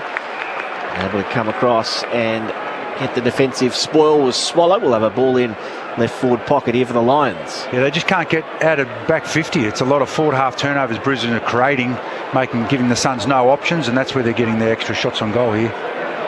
Footy spinning back into play. Moyle, double fister, got it clear, and it's out for another boundary throw-in. So it's become pretty stoppage heavy over the last 5 or so minutes. Lachie Neale is on the back of this. He's at centre half forward at the moment. No one's standing him at the back of this stop play. I wouldn't be doing that. The way he's going at the moment, I would round him up. Thrown back into play again. Danaher in the ruck this time. Boyle won it down almost as far as Humphrey. It was grabbed by Rowell, who dribbles one around the boundary and seen over this time by Hipwood. Will have a stoppage. The boundary throw in at left half forward here for Brisbane. They currently lead by 14 points. They led by 2 at the opening break. So as everybody takes a little bit of a breath here. Another stoppage on the outer side. The throw in. Moyle beat McInerney to it. Fisted it forward. It's heading back towards the boundary line. It's cut off by Dunkley. Dunkley hooks the right footer inside 50. Well, Collins was actually spoiled by Joel Jeffrey for the Suns. Picked up by Logan Morris for Brisbane. Tackled into the ground. Now it's underneath a pack of 4. The umpire's letting it go a little longer than usual. Charlie Ballard picks it up. Toes it towards the outer wing. Hipwood gathered. Tackled immediately. Should have been holding the ball. Nothing doing it. Dribbles over onto the logo. Zorko handball back to Starcevic. He hits the corridor. Again, finds Darcy Wilmot improving with every game, but he started brilliantly, being selected in that elimination final 2022. They've just got them pinned in here, haven't they, Brisbane? The Suns just can't get anywhere near their forward 50. Hipwood goes forward, then it's a long kick inside 50. Off hands there, another chance. Bursting through Neale. He went through one, then got confronted, tackle. That should be holding the ball, and is. He got through the traffic and then was confronted with that guy he didn't see. That was the end of him. They just need to try and hang on to it like Brisbane do here the last 2.5 minutes of the quarter and don't concede another inside 50. They've got to get the Lions chasing them now. They've got to get them to defend them. That's what they're trying to do. Gillen short to Andrew. Andrew's short kick was then spoiled and he had to go in and help his teammate there. He'd sold into trouble, so we'll have a ball up just inside the boundary. Left forward pocket here for the Lions. Still a bit of spice off the ball there between Archie and Anderson. Knocked down by Danaher to Dunkley. High ball up and down the mine shaft. Called to play on. Punched away only as far as Humphrey, though. He's wrestled off it. And pass comes loose. Dunkley could hook them back inside attacking 50. Lowered his vision nicely, though. And hit Morris 55 from goal. He can wheel and go. Happy to sit on it. Starcevic is the option inside the centre square. He has it. He has a paddock in front of him. It all opened up. He got to 50. He kicked and he missed. That's a good set play there. They've really played this last 5 minutes well, haven't they, Jeff? They've just got the territory, singled out who they want to have spare behind the ball, got a bit of stoppage dominance, and they just haven't quite made the Suns pay on the scoreboard, though. Game by 15. Sorry, mate. I was about to say the same thing. Ball gets kicked out for the Suns. At ground level, it was Closey who fisted it back to Flanders. Now through hands of Swallow to Rowell, confronted. He puts a handball into the path of Lloyd Johnson. Now they're out a little bit. It's with Closey. The young man lowers his eyes and hits Ben Long. 80 from goal. He wheels around the right foot into the pocket looking for King. Beautifully spoiled there. Outstanding. Much shorter man in Zorko who, boy, is he pumped up. He's high-fiving everybody after that spoil. And there'll be a throw in as a couple of the Suns come in to remonstrate to try and protect King. He came off his man by 15 metres to do that spoil, and that's why his energy was through the roof. Yeah, surprised he didn't celebrate with people in the crowd then. That's how pumped he was. It's like a goalkeeper when they make a penalty. Yeah. How pumped up they are. From the ball in, nothing doing again. Players around this, and Dunkley ensures that that's going nowhere. The two ruckmen battle again. Witts and McInerney. McInerney won it down. Socket away from Lukosius, who then might have been a little crash over the top, although wave play on. Well done by Bailey to get it to the run of Danaher, who goes from the centre. It's a long kick. It's all about the bounce on. Had the 9-iron backspin on and then turns left. Through for one behind. But he has launched that 75 metres. It's another behind. Flushed it. It wouldn't surprise me if that's a game high. 16 points as the Suns bring it back in, and just trying to get that quick kick away. Charlie Ballard's kicked it out of bounds on the full. It's going to be a free kick to Kai Lohman. Now, the man standing the mark is only a metre back from the arc where it meets the boundary line, but this kid can kick a ball. Whether he's going to have a crack right now, there's only about 20 seconds to go. Maybe he's looking at the bench. But it's not out of the realms of possibility, this. He launched it. It's a beautiful looking kick. It just is a little skinny. And one behind results. So the Lions extend their lead now to 17 points. 55 plays 38 with barely 15 seconds left to go. Now it seems to be the Lions who are wasting a couple of chances going forward. Hitwood from the defensive kick in, decisive fist over the top, and he's pumped up as well. For our listeners, just to give them paint the picture, the Danaher one was like Buddy Franklin coming through. Oh, absolutely. That's what it was like. It just didn't go through the sticks.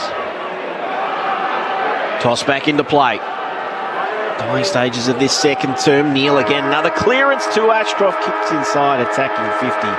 And the siren beats everyone. What an entertaining opening half here in the Q Clash. It is Brisbane 8-7-55, leading Gold Coast 5-8-38. Let's run through the goal kickers. We'll start with the Lions, who did all the attacking in that second term. 2 to Danaher, McCluggage and Rayner, 1 each to Bailey and Cameron. Meanwhile for the Suns, it's all singles. Long, Flanders, Graham, Holman and Witts with 1 apiece. So at half-time here is a 15-point lead in favour, or 17-point lead rather, in favour of the Lions. Down at Docklands, it's a 9-point lead at half-time for the Saints over the Bombers in that crucial clash as well. Gentlemen, how'd you see that opening hour of footy? Oh, it was a good 20 minutes, very even. Arm wrestle like the first quarter, 20 minutes of footy, but the Suns just lost their way as they often do this on the road, not at home. But the last 10 minutes, they just lost sight of what they were good at, and they didn't read the cue on the scoreboard. They need to play slow at times and hang on to the ball. They just played into Brisbane's hands, and that's in the end the scoreboard difference is that last 10 minutes of that quarter there where Brisbane just got on top in the stoppages. The contested possession got out of control for them the last 10 minutes, and they just lost a little bit of composure. And I reckon Damien Hardie would be really disappointed with how they fought their way in. They scrapped, they harassed Brisbane, they stopped them scoring, but then they just completely went away from that, or just lost their composure and no leadership out there in the last 10 minutes. On the flip side, you could see the energy in Brisbane. Their defensive energy was up in the last 10 minutes, and they knew they had the Suns right where they want them. So, yeah, I reckon Fags would be pretty happy with how they went about it, and Dimmer would say, hey, for a quarter and a half we played well, but geez, our last 10 minutes we've gifted a top 4 team a couple of goal advantage on the scoreboard. Yeah, it was played in the forward half of Brisbane, wasn't it? The contested possession 72 to 47 in favour of Brisbane, but the uncontested possession is 134 to 88. So they're not only winning it in and under, and Lockie Neal's had 7 clearances already. Has been phenomenal in and under, but the ability to spread as well is huge upside. So they're controlling the tempo of the footy, and we spoke about this before the game about how Brisbane just needs to make sure that they can gain back the ascendancy and stop the momentum of sides getting 1, 2, 3, 4 goals in a row. And that's what they've done tonight.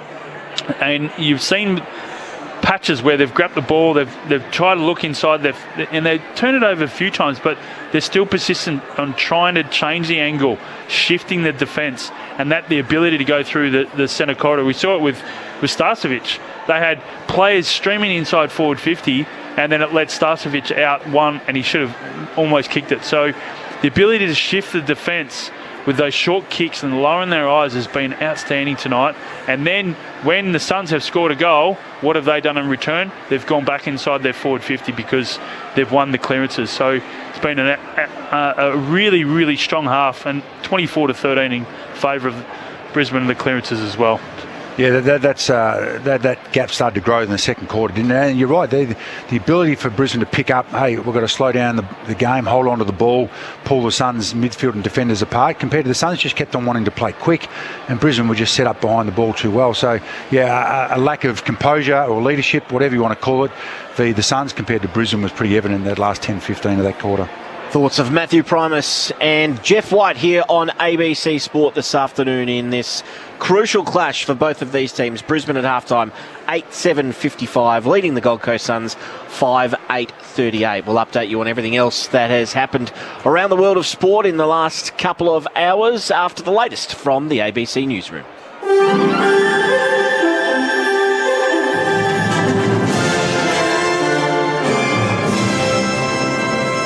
ABC News with Satyam Weinstein. Rallies are being held across the country to call for an end to gender-based violence. Cyan Valance has more.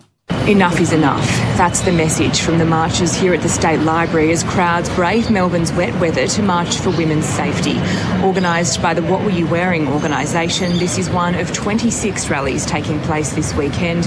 It follows similar rallies in April, which prompted the Prime Minister to pledge almost $1 billion to fight gendered violence. Today's organisers say that was a good start, but it's not enough. They want trauma-informed care for first responders and more men's behaviour change programs. They're hoping the combination of their voices here and across the country is heard in the halls of power. Prime Minister Anthony Albanese has used his speech at the New South Wales Labor Party conference in Sydney today to announce a plan to block uranium mining in the Northern Territory. Alexander Lewis has more. The Prime Minister received a hero's welcome as he entered Sydney's Town Hall to the applause of hundreds of delegates. He paid tribute to outgoing Indigenous Affairs Minister Linda Burney before announcing a plan to prevent uranium mining at Jabiluka in the Northern Territory. The federal government is moving to add the site to the Kakadu National Park amid fears held by traditional owners over the coalition's nuclear push. The site's mineral lease expires in about a fortnight and an application to extend it for a decade has been rejected. Members of the Electrical Trades Union have walked out on the Prime Minister's speech at the ALP State Conference in Sydney. They'd refused to give Anthony Albanese a standing ovation. At the start of the conference, some ETU members heckled when party officials spoke in support of their decision to exclude the CFMEU's construction division from the conference. The 2024 Olympics have opened with a grand display of French culture and heritage and the world's top athletes sailing down the River Seine in heavy rain. Here's the BBC's Patrick Geary. Celine Dion singing halfway up an Eiffel Tower, dazzled in lasers, and a giant flaming balloon aloft in the night sky. Paris began the Olympics as a spectacular city of light. This was billed as an opening ceremony like no other, held not inside a stadium but along a river. The Seine was the centrepiece, but the event proved more watery than planned. After the President of France, Emmanuel Macron, opened the Games, the climax of the ceremony saw the cauldron lit by judoka Teddy Riner and sprinter Marie-José Pérec before the flame was lifted into the air. Australia's Foreign Minister is urging Myanmar's military rulers to take a different path and end the intensifying civil war.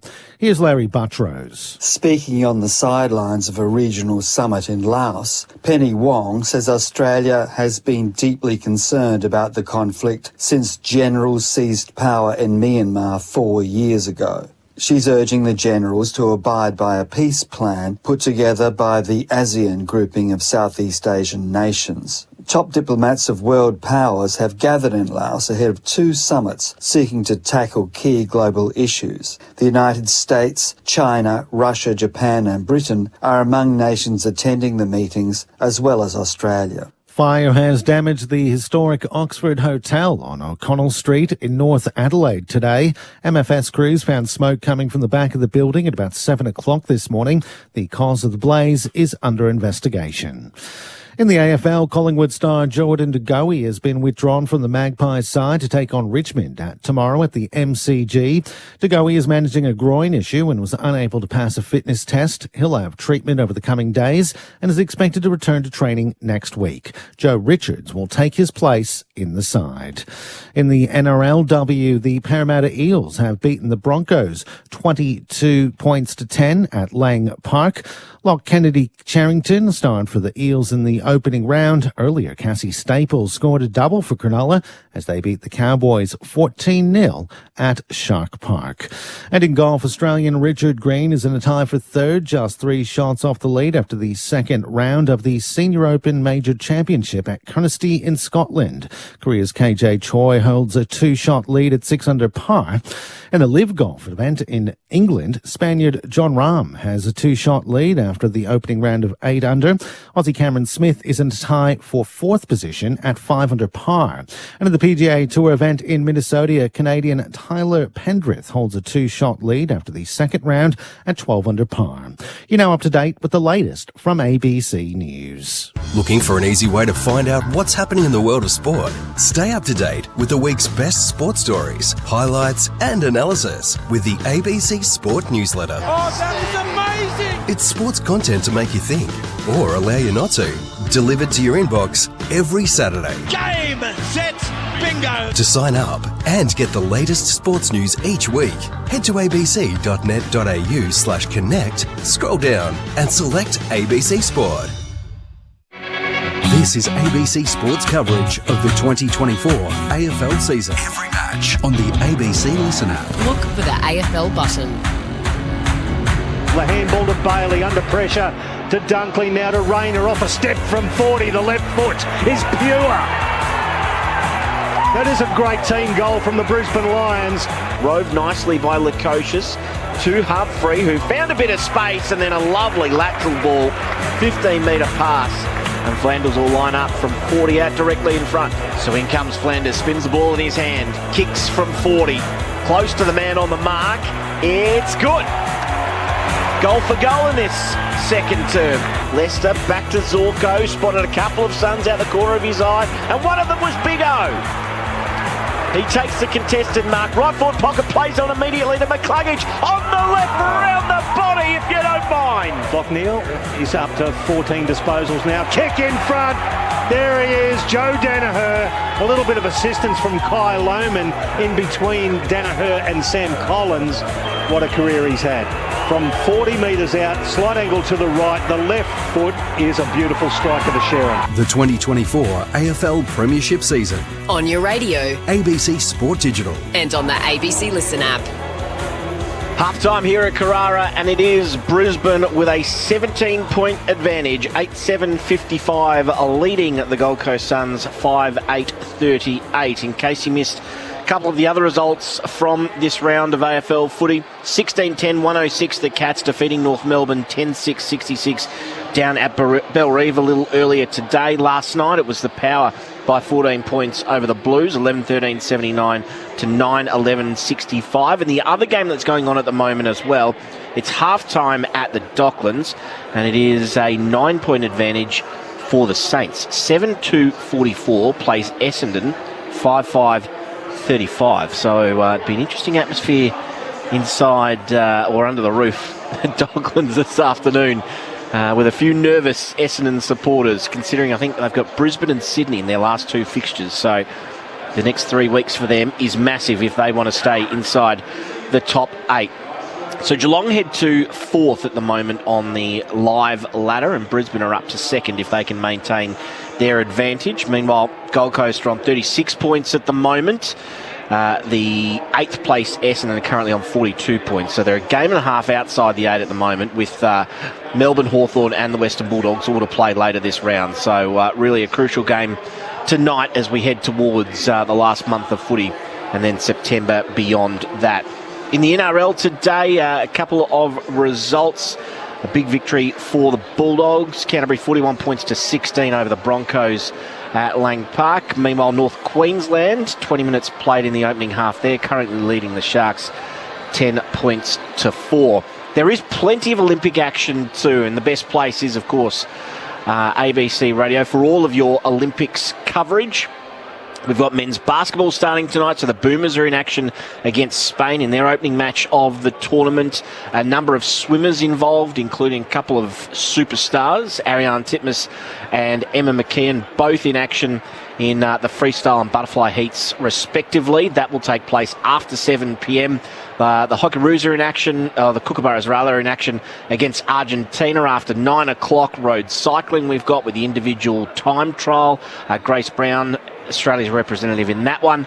And then Jess Fox is in for her first run, Australia's flag bearer, from the opening ceremony towards midnight. And if you can stock up on coffees over the next couple of weeks, there'll be plenty of action because there's a lot happening through the early hours of the morning, and then a lot of finals will be nice and early Australian time. So plenty of caffeine will be consumed, I'm sure, as we watch our Olympians. And the best place for all the coverage is, of course, ABC Radio. You can listen as well via the ABC Listen app to all of those events, plus all of our coverage online at abc.net.au. Here at Carrara, it is Brisbane 8:7:55, leading Gold Coast 5:8:38. Jeff White, I want you to put your hat on as a Gold Coast Suns coach and tell me how they're going to get back in the game in this second half. Well, they've got to try and nullify the stop plays. In particular, Lachie Neale is just running amok. He's had 7 clearances in that first half. I think they've just got to halve it. The strength of the clearances, it's breaking out from the front of the clearances that's really affecting the Suns, and then it's the ability to go inside forward 50 for Lions is a lot easier. First half of that second quarter, they nullified that, and then they forced when the stop plays and when Lions were winning it to be back of where the stop play was and force them to kick it. Then they were able to get their intercept mark, and then they were able to take advantage of that way. So for mine, if I was Damien Hardwick, I would be just talking to the boys about trying to get in and under, have a bit more balance, not 2-1, trying to have a bit more square and try and even the contest at the clearances because they're getting slaughtered at the moment. Matty, what do the Lions have to keep doing well that you saw from that opening 60 minutes of footy? Well, exactly what Jeff mentioned there. I think being dominant at the source, which has definitely helped. I think it's 3 goals for to 1 goal won from stoppages. So keep being dominant at the source, and then knowing when to play quick and when to hold on to the ball and find their way to get inside forward 50, take away the Suns' strength, which, as we mentioned, the last 10 or 15, they did that really well. So, look at something different. Perhaps the Suns won't allow them to have an extra at the stoppage. They might come and man that up, so how that looks. They might go to Lachie Neale. That's against the Hardwick philosophy of a tag, but they might look to do that. But look, they've done a lot of things right. And if anything, probably a little bit more pressure on the Suns inside 50 because they have had some easy looks. They've just kicked it accurately when they've had their shots on goal, but a lot of things they'd be pretty happy with. The importance of Zorko across that half-back line as well. Tell us about the way that he's able to dictate things with Wilmot as well, who's just coming on. Every time you see Dusty Wilmot play, it gets better and better. Yeah, and Zorko is, he had Rosas at the start of the game, and he just got lost. He didn't know when he had to play as a forward or when to come up and be aware of Zorko. And Zorko just puts himself in areas where he can get the ball, and the flip side is a hard player to play against because Brisbane look to give him the ball on every opportunity because he's a beautiful kick and knows when to inject himself into the game. So, yeah, I think he's the second highest possession winner for Brisbane so far, and if he does that, which he's done all year, and probably a candidate to win their best and fairest, he just sets them up and gives them great drive and inside 50 ability. So they might try and hold a bit more 6 forwards against them and pay attention to them, but I think still Damien may look at, hey, we've done some things right, we just haven't taken our opportunities, and we had a lapse for 10 minutes. So can they get back to owning the first 10 minutes like they did in the second quarter and put some scoreboard pressure? Because if you don't put scoreboard pressure on Brisbane or any of the top teams, it makes it a really difficult night, and then you start chasing the game. Yeah, you're right. They're not too far away, the Suns. They've just got to tidy up a few of those, especially at the source. But with Zorko, what tends to happen is the players up the field are the ones that react to him because they know he's so good with using the ball. So that's where between the arcs, the Suns have got to be right onto it. He's such a great distributor of the footy. If you're within 2 or 3 minutes of your man, he will still hit that player in front of you. So you've got to be right on top of him, and the predictability he creates when he's around that source, around that ball, or he's sweeping behind to get the hands on.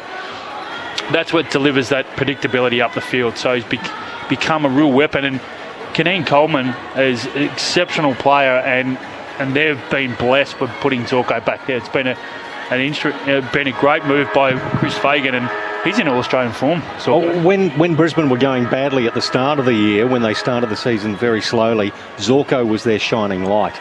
And so, he might actually pinch a Brownlow off Lockneil.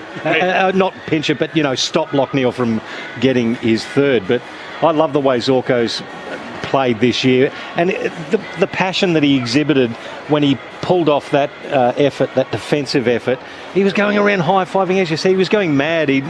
But that's the energy that you need at this elite level, just to give you that extra bit of zing. He did spoil a guy that's 6'7", so if I was in his height and stature and I did that, I'll be doing the same thing too, Pricey. With plus 47 in disposals overall to the Brisbane Lions, they're beating them at the contested footy and the outside. So how much of a big problem is that for the Suns? Well, it's more that the Suns just don't play that way. They don't rely on having possessions. They're 60 less, but at times you have to know we have to hold on to a little bit and build our momentum in our forward 50, but they haven't quite got that right. But it isn't their go. They probably need to more man up and get onto Brisbane to allow them to stop owning the ball as much as they have. Players getting back to their positions. Might have gone a tad early here too, as plenty of them are wandering around in circles waiting for the broadcast to come back. So we're all in the hands of the central umpire, Matt Stevic, at the moment. Half-time here, 8-7-55 the Lions, 5-8-38 the Suns. They led by 2 points at quarter time, 17 at the major break. This is how early they were set up. The umpires are still practicing their centre bounces, and the boys have set up. They've all gone extremely early, so... We've got 20 seconds to go. Still in the ad break. Vic is sort of spinning the ball on his hands, showing us all his party tricks, and we're still waiting in the middle here. So Noah Anderson getting involved with McCluggage just to get things started in this second half. On ABC Sport, you're with Michael Price. Umpire Matt Stevic in the middle of Carrara on a beautiful Saturday afternoon, evening. Perfect bounce as well. Wits got it down, but it was stolen by McCluggage off hands. Handball to Neil. Neil backwards now to Rayner. Rayner with the fend, and then his handball was astray, picked up by Humphrey, grabbed by the leg as he propelled it forward into the path of Anderson. Just worried off his kick. Oh, Hipwood. It bounced off his chest back into the arms of Anderson. He gave it off to Rosas. Rosas snaps. Bang! And the Suns have got a goal very quickly in this third term. That's what they required. That's what the game required as well.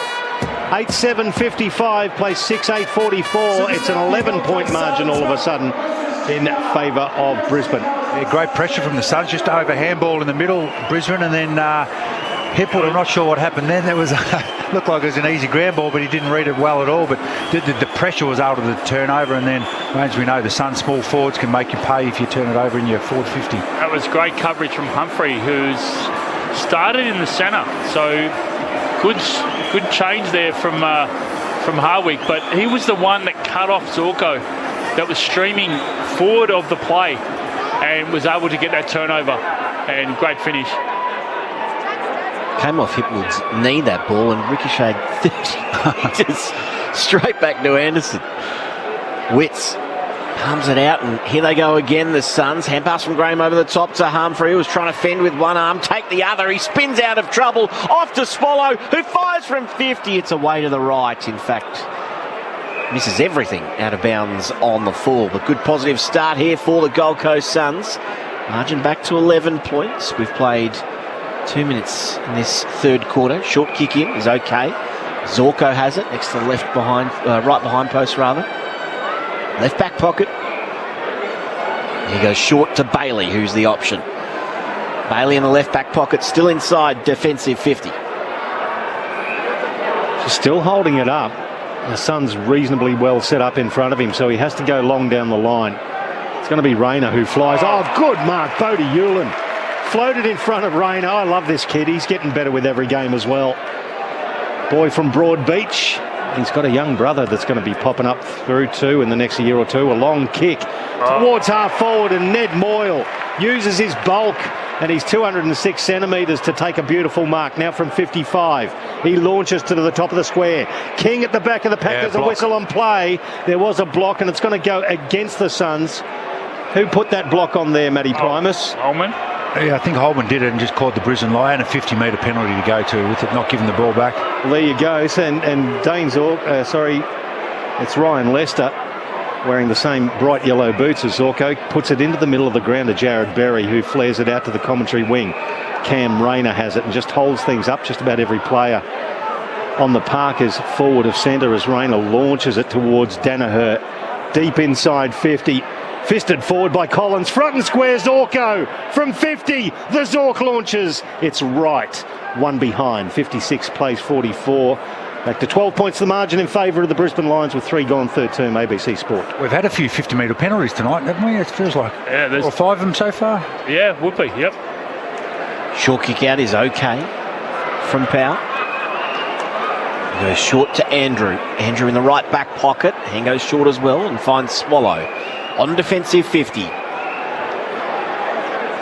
Newland was the option short. Goes over his head instead. Moyle almost took the one-hander. At ground level, Witts has to get to work. Became the tackler. Rayner in there. He's over the top. Then yanks it back in. Moyle ripped it from him. Then he's tackled. Good contest on the wing, and we'll have a ball up. That's what I like about Moyle, just coming up. He's not going to get outmarked, just bring it to ground. So McInerney versus Witts. I'll give that one to Witts, and that front position was Flanders. Gave the ball back to Lockwell. A long kick down the line. Moyle in a 2-on-1. He did well to bring the ball to ground, and he takes it over the boundary line, the big fella, and we'll get a throw in. Started well with the clearances, 3-zip to the Suns, so they're tidying up in that area very early on in this third quarter. Just beside the interchange gates. It was about 80 from goal at right half forward. Well, Graham's come off with a bit of a lower leg injury too. It looks like he's got a little bit of a limp up there. Whitey will keep an eye on it as well. Burst onto it through that clearance. McInerney, though, gathered it for Brisbane. The hands to Wilmot, back to Jared Berry. Long kick towards Logan Morris. Oh, good mark. Especially when you're dealing with Sam Collins hanging on to you. Absolutely. The young fella took a good mark there. Now he plays on. It's a long one into the pocket. Danaher. Oh, coming back with the flight. The Suns did well off a step. Swallow. Good fly from Lloyd Johnston, and roving well was Collins, who tumbles it forward. Oh, Moyle kept his feet where Hipwood fell over. Hipwood recovered and tackled Moyle off the ball. Now it's loose. Jared Witts gathers the big fend, gave the handball back to Rowell. He drops it. Now Flanders gives it back to Anderson. Long inside 50. At the feet there of Ben King. He couldn't pick it up, and Leicester did. Gave it back to Zorko, who relieves the pressure. That's a lovely kick to find Jackson Pryor at left half back. Still inside defensive 50 though. They missed an opportunity then. Holman was all out. He went to the wrong option. Off the line. Pryor runs the boundary line outside of defensive 50. Then a long kick. Collins and Witts. They could have raffled that because poor Lockie Neal was in front of that pack going on. No chance here. Long kick inside attacking 50. And McInerney, he might have been infringed. He was in the marking contest, and he'll receive the free kick. Been a good battle so far this afternoon. Moyle getting involved more in this second half as well. McInerney just pops it to the wing. High ball. Ballard there. Berry in from the side. Takes a nice mark. And he goes laterally. Going back the other way. Swallow couldn't grab it. Then at ground level. Almost dived on the footy. It's ripped from Lukosius. Spills free. Rayner works the 1-2. Almost got out of traffic. Saw a handball where there wasn't one. Lovely vision. Got it to Neal. Neal back inside to Berry off one step. Lohman almost got separation. Good defence by Hewland, and the Suns are able to come away. They win out through numbers. Flanders takes a bounce. Looks inboard, and that's okay to Anderson, who hand passes to the running Weller. Oh, Weller keep going, and he had a bounce. It's a long kick inside 50. King in the back position. Oh, you beauty! If that doesn't lift your confidence, young man, nothing will. What a specky from Ben King. 30 out directly in front. Let's go back to that kick from Flanders. Right, stuck in on the boundary line and just checked it back into the inside, and off Weller went. And what a great kick and what a great mark. So Ben King, he's had an awful couple of weeks in front of goal. Should lift his confidence. A big mark taken directly in front of goal. 30 metres out.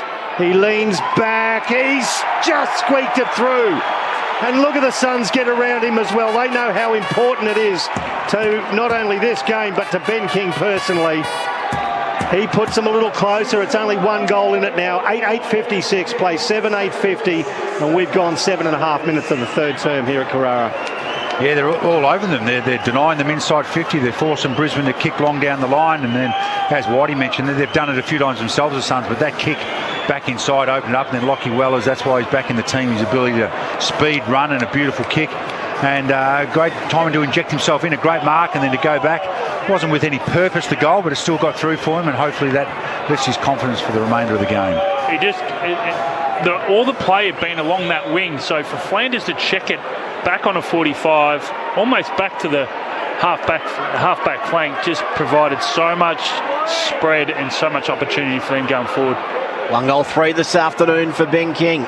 Can he work himself into this match? We'll have a recalled bounce here. Take two in the middle. By clears the way and tosses it up. McInerney grabbed it. His kick went 5 metres, but it landed in the lap of Dunkley, who scrubbers a kick forward. No mark taken. Archie. Hand pass misses the target. Chance for Yulin. Left foot snap outside of defensive 50's okay. It'll bounce in front of Rosas there, who brings a bit of interference. Anderson and Dunkley go at it. Ashcroft was ripped off the footy. Rowell in there. His hand pass missed the target. Brain, hand pass over the top to Archie, who's taken in the air and tackled out of bounds. We'll have a ball in. 70 around from the Brisbane goal, rather. They lead by one straight kick. I know it's early on, but they're winning those one-on-ones at the moment, the Suns. Well, you can just feel the buzz around Carrara now.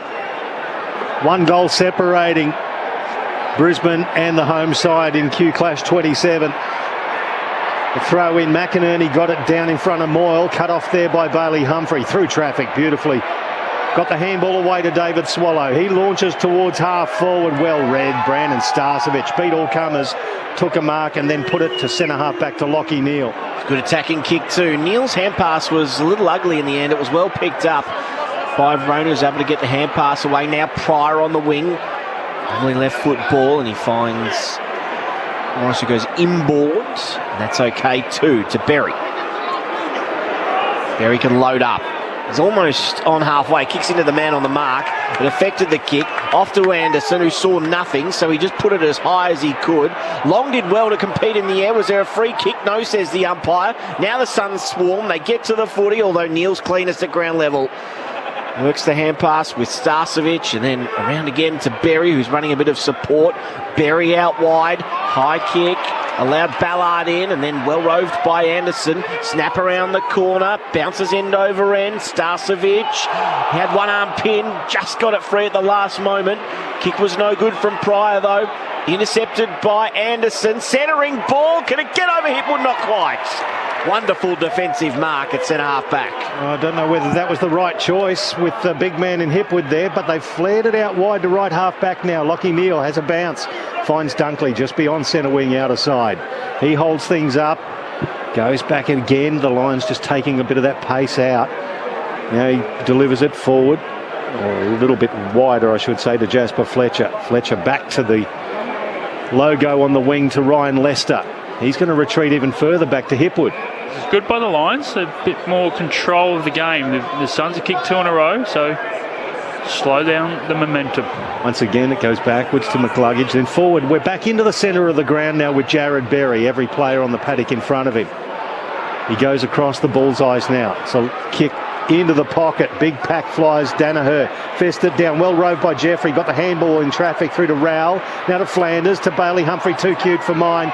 Tried to go the 1-2 tap down. We should have grabbed it and handballed it. Turnover. Brisbane have it just forward to centre wing outside. Neal lowers the eyes. Good spoil from Moyle. Gets it away from Henry Smith. Over the boundary line. We'll get a throw in at right half forward for the Brisbane Lions. They're winning the one-on-ones here, the Suns. Yeah, they are, and the adjustment they've made too, Whitey, they're bringing the number up to stoppage to match what Brisbane are doing, so virtually it's one-on-one all over the ground. 27 possessions for Lockie Neal. We're only 12 minutes into the third term here on ABC Footy. Toss back into play. McInerney, lovely tap. That time to McCluggage. Goes inside 50. Really well was Collins not to concede the mark, and then wonderful defensive smother. That's done by Yuland. Denied Archie the centering ball. Out of bounds, right forward pocket for the Lions. It's just their smothers, getting a hand on the ball. Their 1%ers have really increased this quarter from the Suns. Chance deep inside 50 here for the Lions. Trying to hook it over the back there with Smith, couldn't do so. Clearing kick. McInerney's there, paddled in front of himself. Humphries onto it though for the Suns. Lovely fend and then turn, blind kick. Hipwood should swallow this, he does. On his chest, is that 50? Yes, it was knocked out of his hands late. So Hipwood, the defender this afternoon, will be marched all the way to the top of 50 and he can let go. It's a good 50. Gee, that's a good 50. It's going to end up about 35, 40 metres out directly in front. That's not 50 metres in Gold Coast real estate, I can tell you.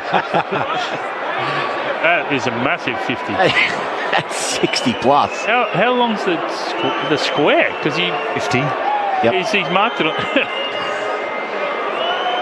So Eric Hipwood normally does this job. Today sent back. Now he's got a chance to make an impact as a forward. Comes in from 40 and nails it. Steadying goal for the Lions. Margin back to 2 straight kicks. Eric Hipwood has his first of the afternoon and he probably wasn't expecting it. No, I just love their composure and leadership. So the Suns are all over them, as we mentioned, but just the last 3 or 4, they've held onto the ball, they've slowly built up. Might make it harder for them to score, but they can get the ball inside 50, they get a few repeats because they were getting dominated, and eventually they get arguably a soft 50. It probably was there, and then it was a 60-metre free kick. But just their ability to know, hey, the game's going against us, let's slow it down, gets them back into it. He wasn't expecting the 80 metres either, was he? Wow. I marked it. I know the coaches have got philosophies about not tagging, but when does that philosophy get thrown out the window when you've got somebody with 27 disposals, 7 clearances, and 3 score involvements as well before three-quarter time? Yeah, I think it becomes a bit of a work rate from all the players across the field to be aware of it. Okay, Witts gets it down out of the middle now. Lions with another clearance though, and it gets to Dunkley at the back of the circle. His right foot inside 50, leading the charge was Danaher with Archie in support. It was fisted outside the arc. Well rove there by Ballard, under pressure though. His handball is dubious and speculating. Weller slapped it back towards the boundary line. Dunkley versus Graham took it back on there. The young man back on the field after getting some treatment on that injured leg. That's a real big positive there for Brisbane. So many times this year their sides have got a run on. They've kicked 2, 3, 4 goals in a row. Suns have kicked 2, they've come out firing, they've just held up the ball and then they've responded with a goal. Andrew Mays, Michael Price, Jeff White and Matthew Primus, your experts here on ABC Footy this afternoon. Toss back into play, no clearance this time, and Matthew Nichols comes in to ball things up. Dunkley gets to his feet. A good tussle with Rowell this afternoon. Tossed up, Witts palms it behind himself that time. Now getting very low was Rayner and taken high in the tackle. He'll win the free kick, 2 kicks from goal. Rayner can load up here if he wants to. Go short instead, as short as he can. In fact, he was called to play on McCluggage. No mark, so he gave it back to Rayner, who went back behind centre wing and found Starcevic in space. Starcevic with the attacking kick to Wilmot, who drifted to centre half forward. Could have kept going. Instead he stops, settles things down again for the Lions. Now he sees something he likes to the top of the square. Andrew will fly from in front. No mark taken. Loman there had a flying shot at goal. Foot didn't make contact with the ball. Danaher at ground level now. He leaves it for Archie, who feeds it back. Brain gets around 1. Then short chip inside. Is it okay? Not quite. Good spoil at the last moment. Fletcher, hand pass, Ashcroft. Then Morris taking in a good tackle. And we'll have a ball up, 30 out, directly in front of the Brisbane goal. But once again, umpire comes in, throws it up quickly. Witts versus Danaher. Witts got it down. It's a whistle on play, and it's going to be a free kick. It's going to go to the Suns. Noah Anderson tackled high by Callum Archie, the former Gold Coast Sun. Played 45 games for the Gold Coast. Now playing for all the Brisbane Lions as Anderson comes down the line. Commentary wing. Oh, Hipwood at the back, and McAndrew. It was Lloyd Johnston at the front. He got that high. I thought it was Andrew. He flew in front of Hipwood, who had the sit. But the youngster from Darwin took a ripping mark. Now it's long down the line. King bustling his way through to the front of the pack and then coming through Jackson Pryor, belts it over the boundary line and immediately goes off the interchange for Zorko to come back on. We'll get a throw in. It's about right half forward or just short of for the for the Gold Coast Suns. They trail by a couple of goals here. Great to see him get another one just to bring the contest to a knife's edge again. Thrown back into play. Witts won it behind. And diving on it and spilling it at the last minute was Swallow, and then that's going nowhere as Archie is wrapped up. Another stoppage to take place. They need a lift from their mids here, the Suns. They wrestle back territory, Brisbane. They need to try and get it back on the Suns' advantage. Witts down, Zorko dragged off it. Hand pass comes the way of Graham, who tapped it to the advantage of Roses. Right forward pocket, centering ball was good. King won it down, no mark taken. Leicester taken in a strong tackle. We'll have a ball up right at the top of the goal square, deep inside Gold Coast's attack here. From under the roof, it's a 38-point margin as well for the Saints. Oh, Humphrey got the freebie. It was a wonderful clearance won by Witts, and he blazed away and missed to the near side. Probably should have done better with that. Oh, absolutely. 9-8-62 Brisbane. 7-9-51 the Gold Coast. Margin 11 points. What's the third? Trying to see if it went out in the full. No, it's clear. Okay, so the Arcs having a good look at it. Inside 50s now 40-30 in favour of the Brisbane Lions as well as we get the replay of this one. Are they looking at... They checked whether it was a goal. Surely not. It's on the other side. Pretty close though, but yeah, you can see the shadow on the inside of the the outside of the goalpost. Well, you'd think the fact that every single player ran away and no one celebrated that it would give it away that it was a behind. Trust me, if they thought it was a goal, they'd be high-fiving, even if they half thought it was. Come on. See the shadow on the outside of the... Yep.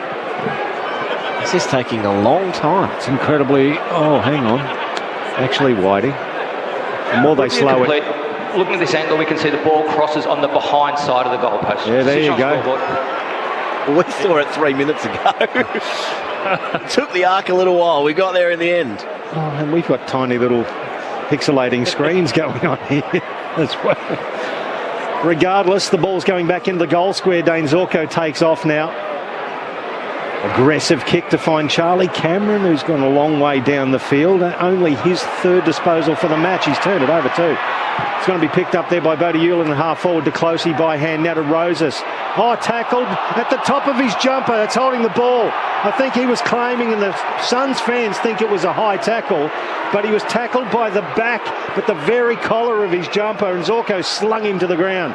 So it's a free kick to Zorko. He puts it back to Starcevic, now over to the other side into the right back pocket to Darcy Wilmot, who just takes a big deep breath and slows things down a little bit. Great kick.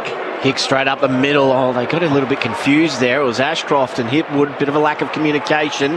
Now a chance for the Suns. Roses off a step, blazes towards goal. It's all Starcevic here. And he takes the intercept chest mark at the top of his defensive goal square. Oh, kick is dicey. It's intercepted. Humphrey this time pushed off it. Oh, still kicked it on the outside of the boot, but missed. This time missed everything. Out of bounds on the full. They just can't buy a goal. They're all over in the last 5 minutes, but they just can't generate the proper shot they need. He's over for a left foot there, just quietly. You've got to have a bit more poise, just blazing away when they try to do that with Starcevic. Intercepted it. 11 points the margin. It's a long kick from Fletcher. Gee, that's a good mark from Cam Rayner in front of good opposition in Joel Jeffrey. Just showing his strength. He's a power athlete. Just forward to right half back. Oh, it's a measured kick. It just finds Danaher. He dropped it over the boundary line, so it's going to be a throw in on the Nerang River wing. Lions by 11 points, 21.5 gone third term. Every player on the paddock is on that side of the ground, on the outer side of the ground beyond the centre circles. So really compressing. Jared Witts versus McInerney. It's been a great battle. They slap it forward. Lockneil now getting his own ball again. Backwards to Ashcroft by hand. Long kick. Well, high kick, I should say. Off hands. Jasper Fletcher tackled by his fellow Ranger in Matt Rowell. right on the logo on the outer side will have a baller. And it's suiting the Sun. It's just one-on-ones all over the whole ground, but they just can't quite take advantage of their dominance in the contested possession. Rao goes to work, but it was McInerney who slams it on his boot, gets it forward of centre. Powell, was he taken high? Yes. Free kick at centre half back. Haven't called him too often today. No, this is just his fourth kick of the afternoon. Fourth disposal, rather. Long kick is okay, though. Ends up with Johnson inside attacking 50, and maybe third time lucky for Bailey Humphrey as he takes the mark. 35 out. Tight angle in the right forward pocket. But when you look at that, he's playing on Charlie Cameron. Yep. And Charlie Cameron's had three possessions and kicked one goal, which is the first one of the game. Yeah, that's a win. So that's a massive win. Lockdown. So Bailey Humphreys had a chance a couple of moments ago from the top of the square, and then a second chance from 30 out directly in front, pushed off the kick. Maybe it's third time lucky for him. He comes in, crosses the paint of 50, right forward pocket, lays into it, and he diverted out to the right, and he's left it right. In fact, he's missed the lot. It's been a poor afternoon in front of goal for the Suns. 7-9 probably doesn't tell you the full story. There's been a few others that they've missed as well. It's 6 shots to 2 so far this quarter, so you're exactly right. It's exactly what happened against the Giants last week for the Suns. They had a lot of chances and blew many of them. Now Jackson Pryor, long left footer towards the commentary wing. Rayner flew high, but Bodie Hewlin fisted it 20 metres forward over the boundary line. Will get a throw in. This is where the Suns don't... sometimes they go in their shell when this happens, when the scoreboard pressure's not there. So they've just got to keep going. They're winning the contest here at the moment. I see Hipwood's on the bench getting some treatment on his hip, so he's in a bit of pain actually. That's a massive loss if he's down. Well, it'll be an interesting last quarter if they can't muster Eric Hipwood back onto the field. Off hands though, Ashcroft's handball cut off by the neighbouring Flanders. Inside 50, off front and square, Big Ned Moyle couldn't pull it in. Well done to Wilmot. Now his handballs are real speculated, and Neil, it worked out nicely. He got it back to Shadow Brain. Measured a kick to Lohman. Well done by Hewlin, but Lohman in a 2-on-1. He's still battling as he's on the deck. The ball comes to the Suns though. Ballard to Flanders, back to Ballard. Now it's back to Johnston. It's come out to the commentary wing through the hands of big Jared Witts, who gets rid of Dunkley anyway. The ball stuck underneath Dunkley. Holman saying, holding the agate, and the umpire says, yes, I agree with you, Nick. It's going to be a free kick to the Suns right in front of the ABC commentary box on the commentary wing. Great work right there from Dunkley. Just ended up being 2-on-1. St Kilda by 45 points over Essendon at the moment. So that's a big story developing down in Melbourne. That should have been holding the ball there against Flanders. Extraordinary. Prior opportunity, swung a boot at it and didn't get there. There's been a couple of them tonight, isn't there? Yep. The ball to be tossed up. Right half forward here for the Gold Coast. What can they get for all of their work over the last 10 minutes or so? Nothing on this occasion. In those two occasions too, it's not like the umpire was blindsided. No. He was right there. So if Essendon get dusted by St Kilda and I concentrate on the fact that they lost and am I resultist? I just need to know. It's extraordinary. The right half forward now, the throw in. Witts in front of McInerney has just been mesmerising to watch. At ground level, it gets picked up by Flanders. Tackled rugby league style almost. He lets loose the ball. Now it's nicely picked up by Will Graham. Runs it to the top of the square. It was a great kick, but what a spoil to get it away from Ben Long. At ground level, picked up by Charlie Cameron. Hoists it towards centre field. Punched away by Collins. Rode there by Rayner. It's kicked into the path of Rayner. Now he gets onto it at left half forward, gets around Holman. Handball into Lohman. The clever tap, not too clever. Cut off by Lockie Weller. His handball worse. In a 3-on-1, he gave it to the one, which was Rayner, who was tackled by two of the other three at half forward. Boy, oh boy, they've blown a couple of chances there, both sides. All tossed up. Witts palms it down. Flanders was looking the back of that stoppage, hand pass, missed the target. Lohman onto it, swoops off to Morris, snaps and hits the post. Great effort by Bodie Hewlin there. Got a hand on it. Saved a certain goal, didn't he? Geez, both teams, their pressure on the opposition is through the roof. 9-9-63, plays 7-9-51, two straight kicks the margin in favour of Brisbane. We've played 26 minutes third term. Well, the Suns have already got it out to left half back in the arms of Mac Andrew, who duly turned it over once again. Zorko in the way. Possession number 27 for him. Just beyond centre wing, he just goes forward of the wing to Archie. Archie Out to Charlie Cameron, who's a long way from goal. He's been doing a lot of his work up the field this year. The last 2.5 minutes, just going to hang on to the ball like they did before half-time and see if they can pull the Suns apart. Back to Zorko on the wing, then into the middle to Wilmot. Now they've spread him out too. It's with Zach Bailey, 55 from goal. He chips it forward inside 50 and nonchalantly dragging it in with the 1 mid is Jared Berry, 45 from goal. 45-degree angle to the left, and he'll take up all the time and have a set shot. This is the difference, isn't it? And when the Suns win the footy back, they try to rush it, try to create that no lack of poise, if you want to call it. Whereas when Brisbane get it, they chip, hold possession. Marcus Ashcroft is coming off the field only wearing 1 boot. He's moving well for Marcus, Pricey. Oh, sorry. Thanks very much. I was about to say, Choppers, we'll talk about the Marcus medal later. Berry from 50 pushes it out to the right and fisted through by the defence. This way after a couple of hip replacements as well. He still moves all right, though. Oh, dear. Will Ashcroft wearing the 1 boot as that goes through for a behind. Extends the lead to 13 points as the Suns bring it back in. Howe keeps it low. Holman from the side. He's spoiled by Hipwood. Good to see him back on the ground. Off to Berry. Hand pass to Neal. Inside attacking 50 goes by his hands. And then off to Morris. Centering ball. No mark taken. Archie heard the voice. It's Charlie Cameron time. Low and it's a goal. His second.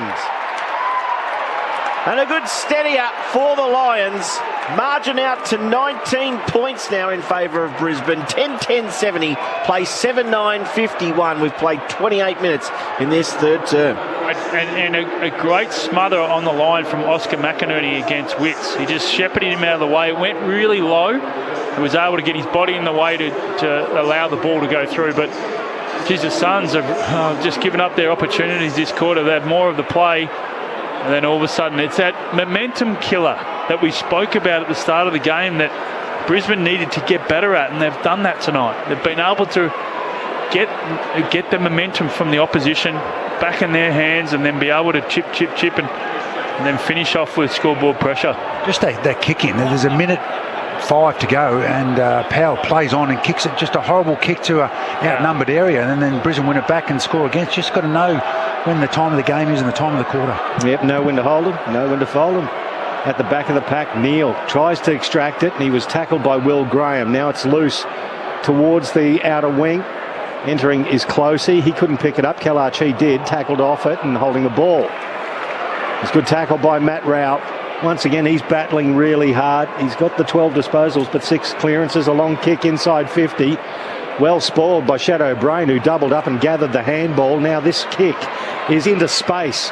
Logan Morris leads in the chase, and he's happy to see it over. Well, boy, that looked over the boundary line to me. But anyway, Jeffrey picked it up, tumbled it back inside, attacking 50, and nicely cleaned up again by Shadow Brain. He did a couple of great things at the death of the game against Sydney last week, and then showed a bit of composure there to give it to Rayner, who retreated back inside 50.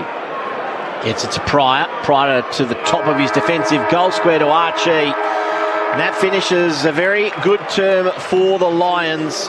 The challenge was laid down early with the opening 2 goals of the quarter going the way of the Suns. They fought back late, the Lions, to steady and lead it by 19 at the final break. 10-10-70, plays 7-9-51. We'll run through the goal kickers for you for both teams, and we'll start with the Lions. And it is, well, I'll wait for my computer to load. So it is Danaher with 2, Cameron with 2, McCluggage and Arena 2 apiece, and 1 each to Bailey and Hipwood. Meanwhile, for the Suns, all singles: King, Long, Flanders, Graham, Holman, Roses and Witts with 1 apiece. So the final change, 10-10-70 Brisbane, leading the Suns 7-9-51. You're listening to Saturday Footy on ABC Sport. Time to steady and pull the trigger! Have you heard the latest AFL podcast from the ABC? Join myself, Catherine Murphy, and AFL legend Paul Roos as we discuss all the big storylines. Feed your footy obsession or just learn more about the game as we bring you all the latest news and analysis. Find the ABC AFL Daily Podcast on the ABC Listen app. This is ABC Sports coverage of the 2024 AFL season. Every match on the ABC Listen app. Look for the AFL button. With the fend, and then his handball was astray, picked up by Humphrey, grabbed by the leg as he held it forward into the path of Anderson. Just worried off his kick. Oh, Hipwood, it bounced off his chest back into the arms of Anderson. He gave it off to Roses. Roses snaps, bang, and the Suns have got a goal very quickly in this third turn. The Suns are able to come away. They win out through numbers. Flanders takes a bounce, looks inboard, and that's okay to Anderson, who hand passes to the running Weller. Oh, Weller keep going, and he had a bounce. It's a long kick inside 50. King in the back position. Oh, you beauty! If that doesn't lift your confidence, young man, nothing will. What a specky from Ben King. So Ben King, he's had an awful couple of weeks in front of goal. Should lift his confidence. He leans back. He's just squeaked it through. And look at the Suns get around him as well. They know how important it is. Hipwood should swallow this. He does. On his chest. Is that 50? Yes, it was knocked out of his hands late. Now he's got a chance to make an impact as a board. Comes in from 40 and nails it. The 2024 AFL Premiership season. On your radio. ABC Sport Digital. And on the ABC Listen app. Welcome back to Carrara. Andrew Mays and Michael Price calling the action for you. Your experts this afternoon on ABC Sport, Matthew Primus and Jeff White. As I knock my ruler off the bench. An update under the roof as well. It has been drama-packed this round. It is a 45-point margin in favour of St Kilda over Essendon at three-quarter time. So another upset on the cards there. Meanwhile here, it is the Brisbane Lions by 19 points over the Suns. It's not quite the be-all, the end-all tonight, but you do start to talk about mathematical chances for the Suns. So what can they do, gentlemen, in this last quarter to try and get back into it? Kick goals. Instead of, they 2 goals, 3, and then 2 on the full. So for the majority of that quarter, they dominated until Brisbane used their experience to get it back in the last 8 or so minutes. But they did a lot of things. They fixed up their stoppages, 11-8 their way. They went a bit more man on man and produced a lot of shots. As I said, 5 shots and goals plus 2 more on the full. So 7 shots to 5 or 4 for Brisbane. But once again, just knowing when to go quick, when to attack the opposition, or when to defend a little bit more. Brisbane just got that a lot better in that quarter, like they did in the second. So the Suns probably only thing they can do is try and play quicker again in this quarter, because I don't think it's in their DNA to go slow. And Brisbane, well, we know how they'll just try and control this last 30 minutes and own the territory and make it really difficult for the Suns to go coast to coast. Yeah, well, they fought back Suns there in the clearances. They sort of levelled it up a little bit. They were getting smashed up till half time, so that's what was able to get them. But they got scoreboard pressure. Exactly what you said, Matty. They've got to have the scoreboard pressure. They've got to get a move on, and then when Brisbane do win it, you saw we commented signs there in the third quarter where they slow it up. So that's where the Suns have got to generate a bit of a turnover. They've got to turn their head. They've got to get on their mans really, really quickly. Just understand that Brisbane's going to go into that slow kick, chip mark mentality to try and find a gap. So that's where they've got to push up. They've got to create the spare and then have the courage to go.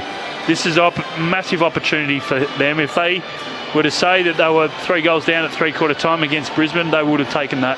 This is a chance for the Suns to see how fit they are, Pricey, see what their running capacity is like, and to try and get back in this game as they did at the start of that third quarter. We've got both subs unused at the moment. Connor McKenna still available for Brisbane. It looks like, actually, as soon as I said that, it's popped up. Shadow Brain is the young man. It looks like he's been replaced by Connor McKenna. Tom Berry is the unused sub for the Gold Coast. Well, you think Tom Berry will come as he's actually okay. No, Tom Berry is there now. I'm just looking on the field. He just hasn't popped up on the champion data screen at the moment. So it's a half forward, and then you've got is it Connor McKenna that's come on for Brisbane? He's going to be in the back line to dash off the half back line. So here we go, 30 minutes of footy, which might define the Suns season, and Brisbane can find themselves in second after the next half an hour. It's extraordinary, isn't it? Amazing. Witts went down on that occasion, bursting through nicely was Graham. High kick towards half forward. They set themselves. Oh, Roses did everything but take the mark. In fact, it's a free kick to Starcevic. So Starcevic will take it inside defensive 50 for the Lions. Looks like Ned Moyle, the big ruckman, is the one who's been subbed off there, as it's a long kick towards the outer wing. Nicely picked up by Jasper Fletcher. Moving beautifully, has a bounce, kicks it long towards Charlie Cameron. Spoiled there by Powell at ground level. Lohman, handball back to Charlie. This is his wheelhouse. Don't worry about that. Oh boy, he had a snap and missed to the left. He had all the clear air in the world. But it's a quick start for the Lions. It is 71 playing 51, so it's a 20-point margin, game high. Quick kick in here by the Suns. All the way to the boundary line. Is that a free kick? Yes, it is. Going the way of Leicester. McAndrew giving that one away. So Leicester to take the free kick in front of the interchange benches. It's a change. It looks like they've put McAndrew forward. Can send them inside attacking 50, or as we've seen for a lot of the night, be careful with his delivery.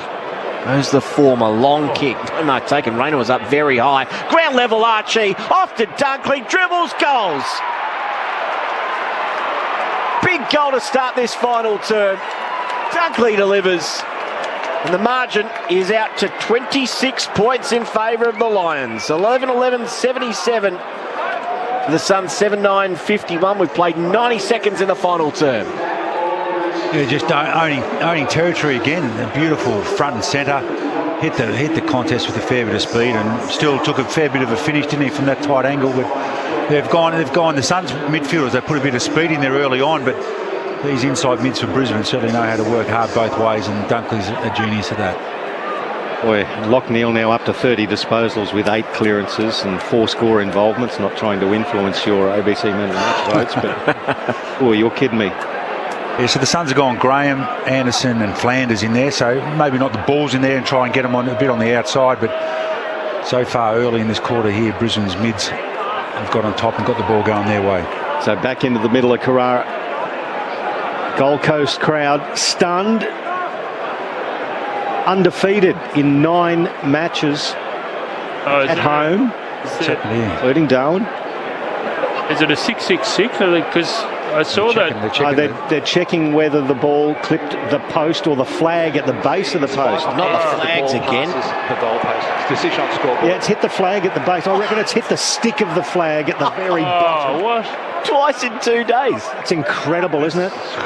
Yeah, it might be time to get rid of the flags from being stored in that particular place, so it's no goal. Why don't you put the flags on the fence? Well, that's a fair point too there, because they probably get stolen by the punters, I would have thought.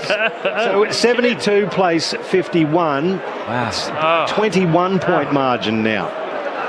All right, so the Suns with a reprieve. Is there a flag? We haven't seen it all year, and we've seen it twice in 24 hours. 24 hours, unbelievable. Will Powell plays on. It's a very long kick in the Wits direction. Spoiled forward 20 metres by Ryan Lester. Picked up by Archie. He tumbles it inside 50. Ballard got there first. Handball to Closey. Against the boundary line. Closey to the wing, and at the back of the pack, Lockneil. Swallows it up, not a problem, as the 2 big dinosaurs wrestled in front of him. Neil backtracks. Mark taken by McKenna, who's on for his first run of the afternoon. Has the sub this afternoon. Goes wider still to Pryor. Just having to take the sting out a little bit here, Brisbane. This is what the chick mark. 21-point advantage at the moment. Pryor goes long into the forward line. No mark taken. Dunkley roved front and centre. Tumbles one inside attacking 50. Ewan's there. Was clean at ground level. Hand pass over the top was good to Powell. Now to Anderson. To the top of his defensive goal square. And now Flanders has to make a good decision. He did just. Turning nicely was Weller as the pressure was coming. He gets the hand pass over the top to Holman. Now the Suns are away. He had a bounce and put the handball into Weller. Weller gave it back over now to Tom Berry, fresh onto the field. To right half forward Ben King. 55 from goal. He's close to the boundary line. He wants to keep the movement fluid. He kicks it into the pocket. Big fly at the back of the pack. Roses has a snap. Has he kicked it? He certainly has. The crowd gave to the story, if not a little bit belated. And the bugle heralds Malcolm Roses' second goal. The Suns edge a little closer. 10-12, 72 to 8-9, 57. Back to 15 points the margin. We've played 5 minutes of this final term.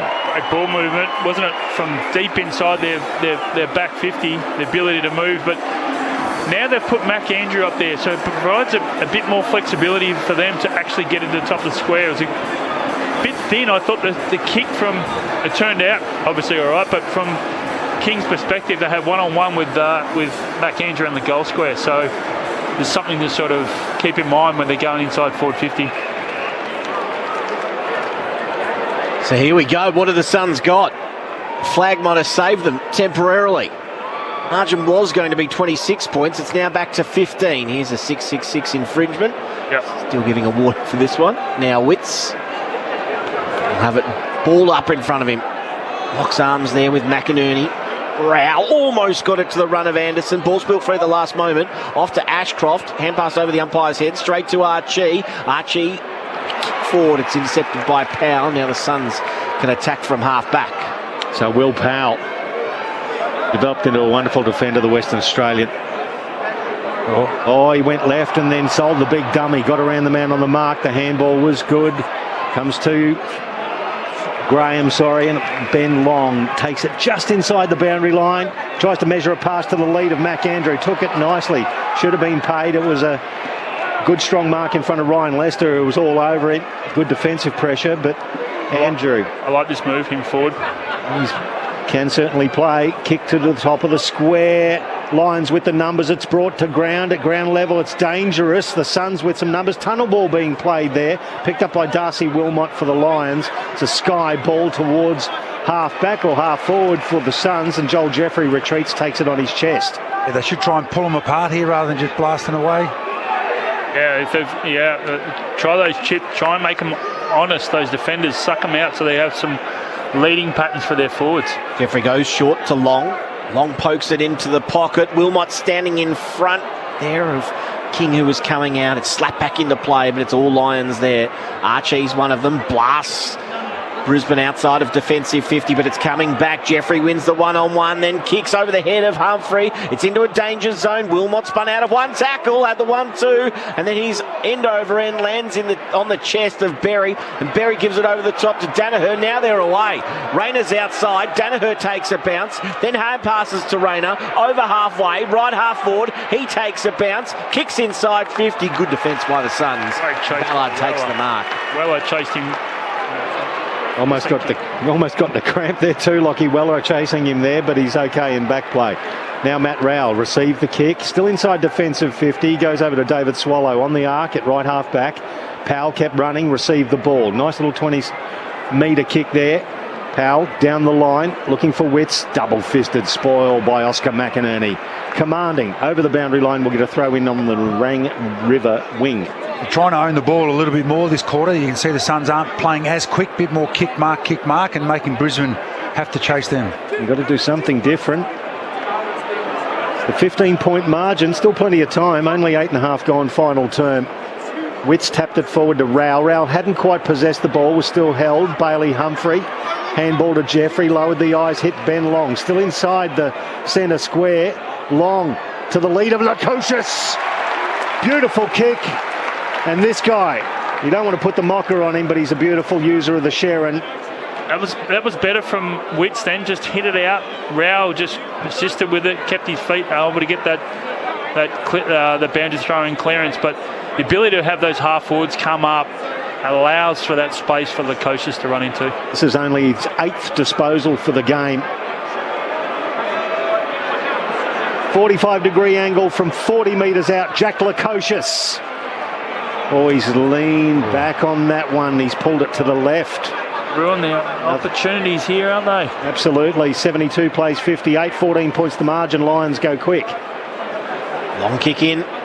On that occasion by McKenna out to left half back, but it's going to be coming back because it's all Suns at ground level. Lukosius picks it up, tried to shrug the tackle. Hand pass was affected, allowed Starcevic in, although he's beaten at ground level. Rao got past one tackle. Hand pass to Flanders, pokes it inside attacking 50. On the bounce to Humphrey, spins, gets to 50. Hand pass inside 50 to Lukosius, who kicks it across the face of goal. Can King take the mark? Not quite.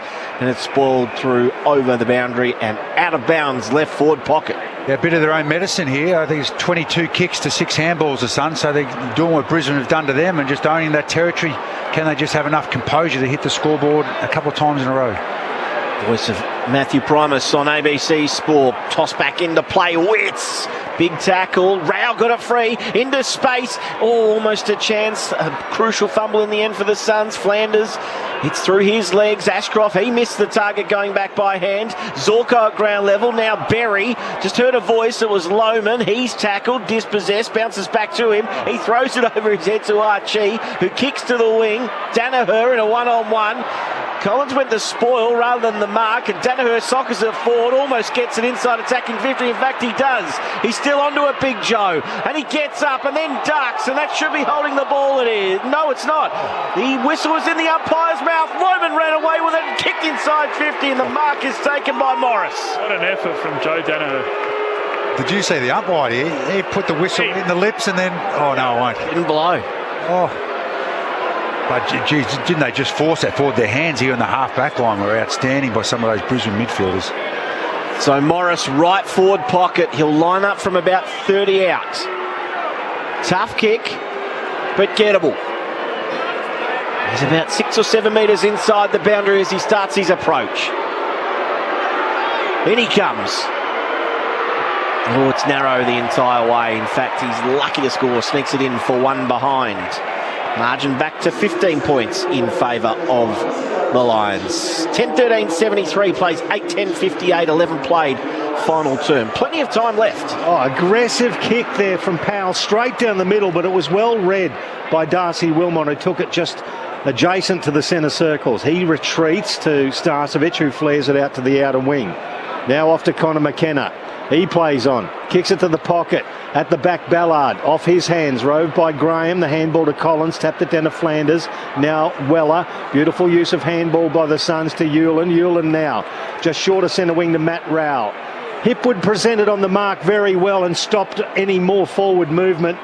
Good aggressive stuff from Eric Hipwood. Now they flare it out to the boundary. It's Lockie Weller to half forward. Playing spoiler there was Mac Andrew, lands in the arms of the Suns. Came off Tom Berry, back to Powell, who duly dropped it. Now it's slapped into the corridor. Off the deck, Noah Anderson. Into the part there of Lukosius, spoiled by Pryor. Ball hits the deck inside the Gold Coast Suns 50. Connor McKenna's kick, spoiled by Anderson. Now he goes back to retrieve it. Couldn't pick it up. McKenna did. Tackled, holding the ball, says the upper. No, he hugs himself. 30 metres out from the Suns' goal. There'll be a ball up. Geez, the pressure on both sides is unreal at the moment. Yeah. Lions by 15, tossed up, deep inside attacking 50 here for the Suns. Squeezing out a handball to Andrew, and then Graham's taken in contact, no Pryor. We'll have a ball up, 20 metres out directly in front. Some tired boys out there. Big chance here for the Suns. Deep inside attacking 50. Wits palmed it, then tried to win it at ground level. Got the hand pass out to Long. Now to Holman, fires it out further wide to Berry. Got a bit of time to think here, and his kick is poor. And he picks out Josh Dunkley of the opposition in the left back pocket. Got to quickly find him here, see if they can force him long down the line. Don't let him hang on to the ball. Suns have been getting flogged in disposals all game, and they're leading it in this last quarter as well. Powell, who's leading the disposal tally in the final quarter, takes a good mark.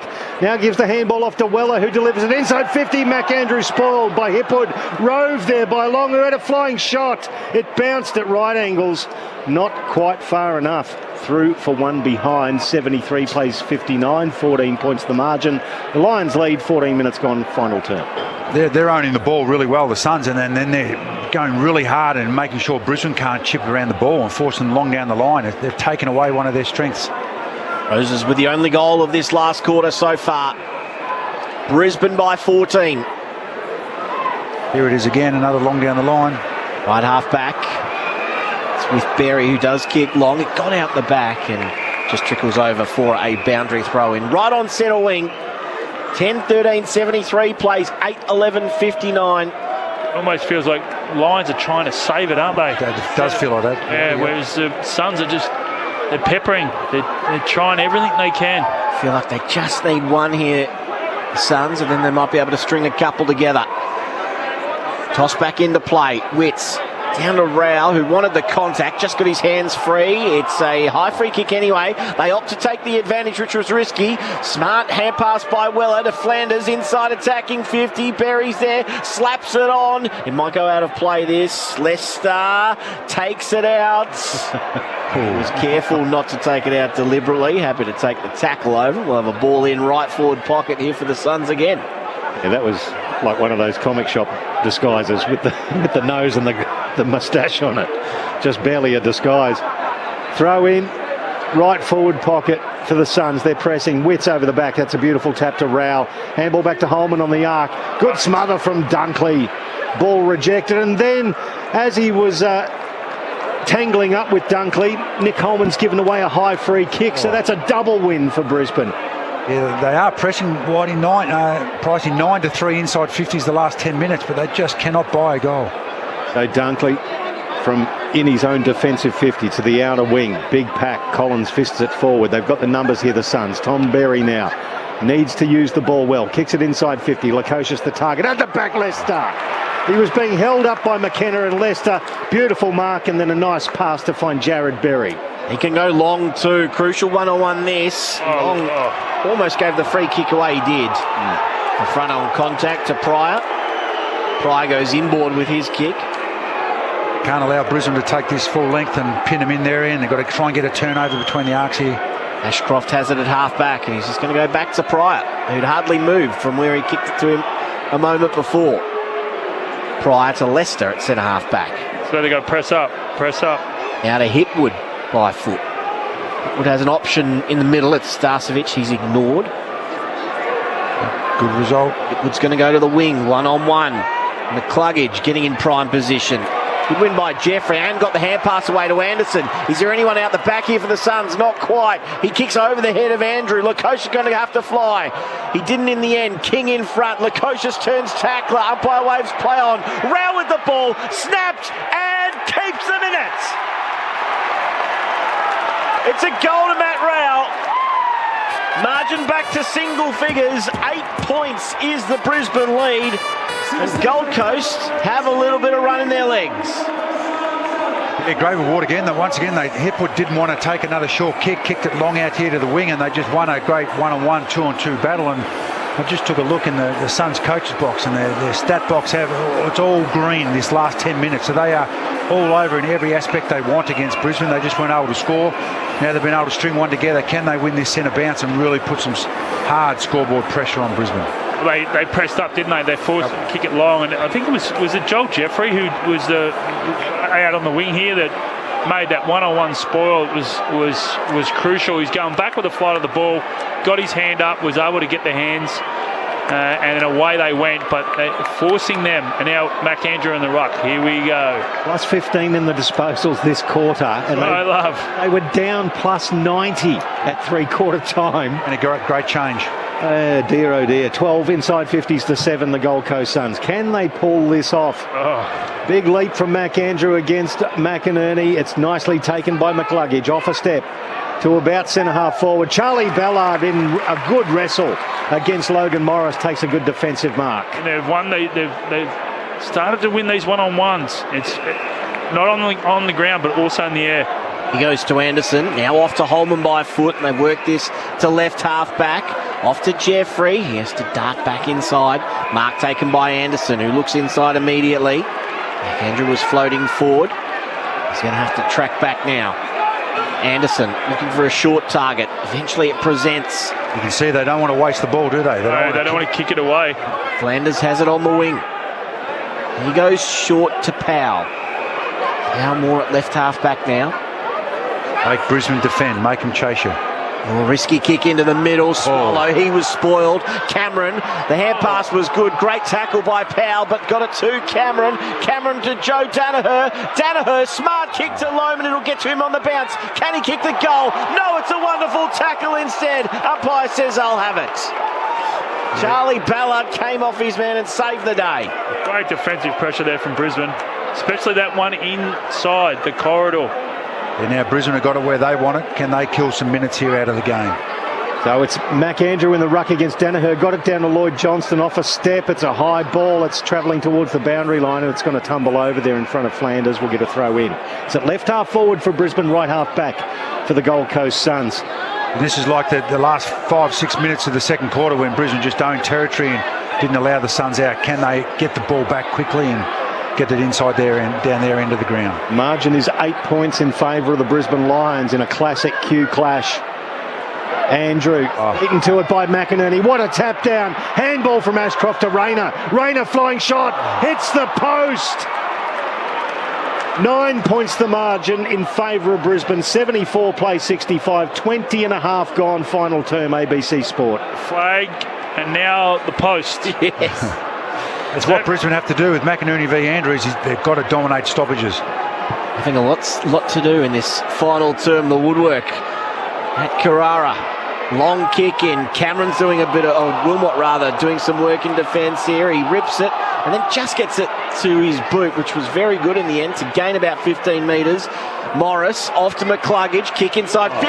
Yulin, wonderful spoil from nowhere, flew over the pack. Decisive left fifth, and we'll have a ball in 50 around from the Brisbane goal. Big Oscar was going to sit behind this stoppage here in the forward line, but the runner came out, told him to go in, so they're looking to try and generate a score here with him rucking against Andrew. St Kilda by 53 over Essendon with about a minute to go. Wow. Hasn't that got an impact on the Bombers? Tumbling out of the 8 probably as McInerney got it down. Lohman out of the pack. Jeez. The kid's a jet. He has fired through a goal for Brisbane. They desperately required after 4 straight behinds. They extend their lead to 15 points, 11-14-80 to 9-11-65. We've still got about 6 minutes left. The Suns, have they got enough in them?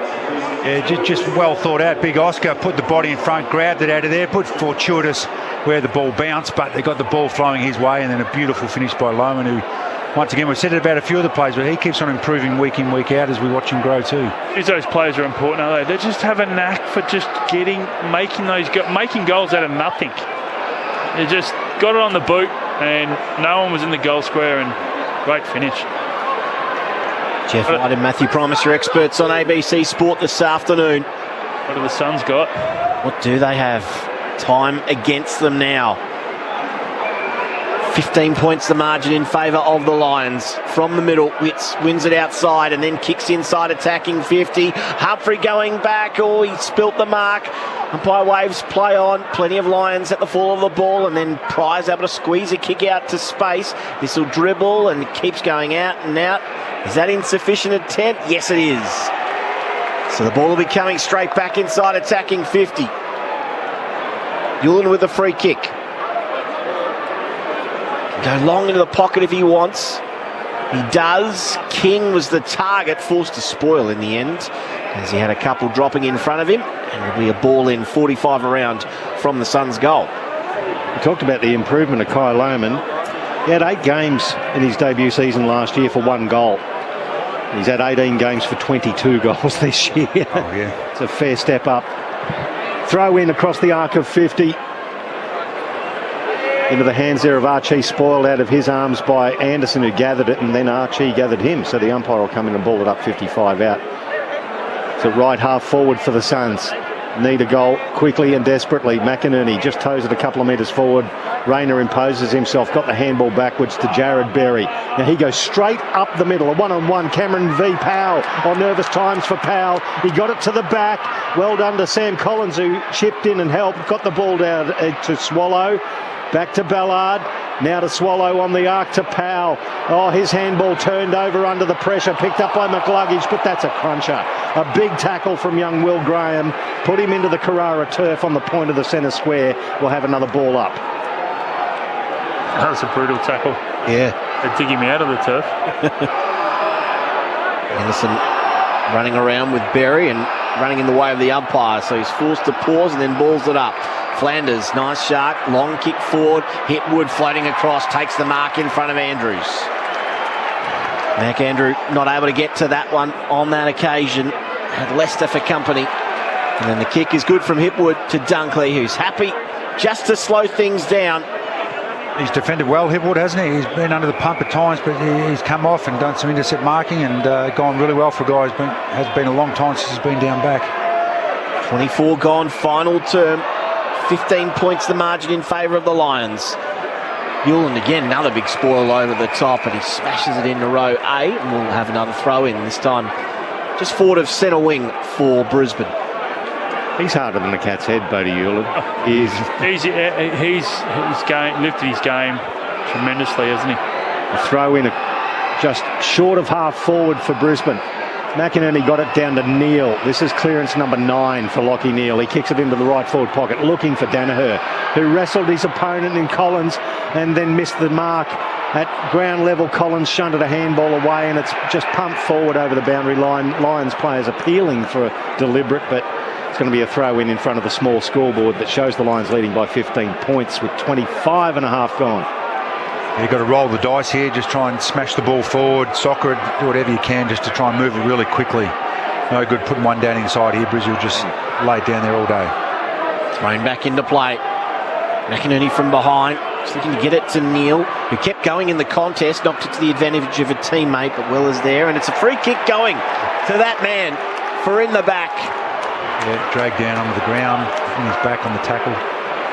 And that started with that stop play. His movement, he started from the boundary and he just took a risk and created that urgency and created that panic from the Suns. So it's been some sort of afternoon for Lachie Neal. 33 touches, 9 clearances, 4 tackles, 4 inside 50s. And this for his first goal of the evening. He comes in, 35 out, directly in front, and puts a cherry on top. Brisbane are home, and they're heading straight towards second on the AFL ladder. 12-14-86, 9-11-65 the Suns, 26 played final term. Well, they had their opportunities, the Suns, in this second half, and they just haven't been able to capitalise, and it just shows the experience right there of Brisbane.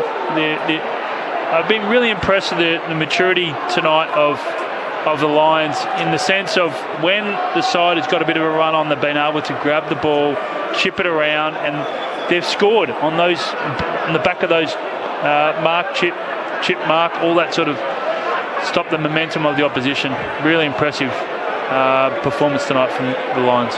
Hasn't Lachie Neal had a goal kicking? 7 goals in the last month. And he was not well known as a goal kicker, but geez, he's added that to his repertoire recently. And Dunkley as well. So back into the middle of Carrara, a crowd stunned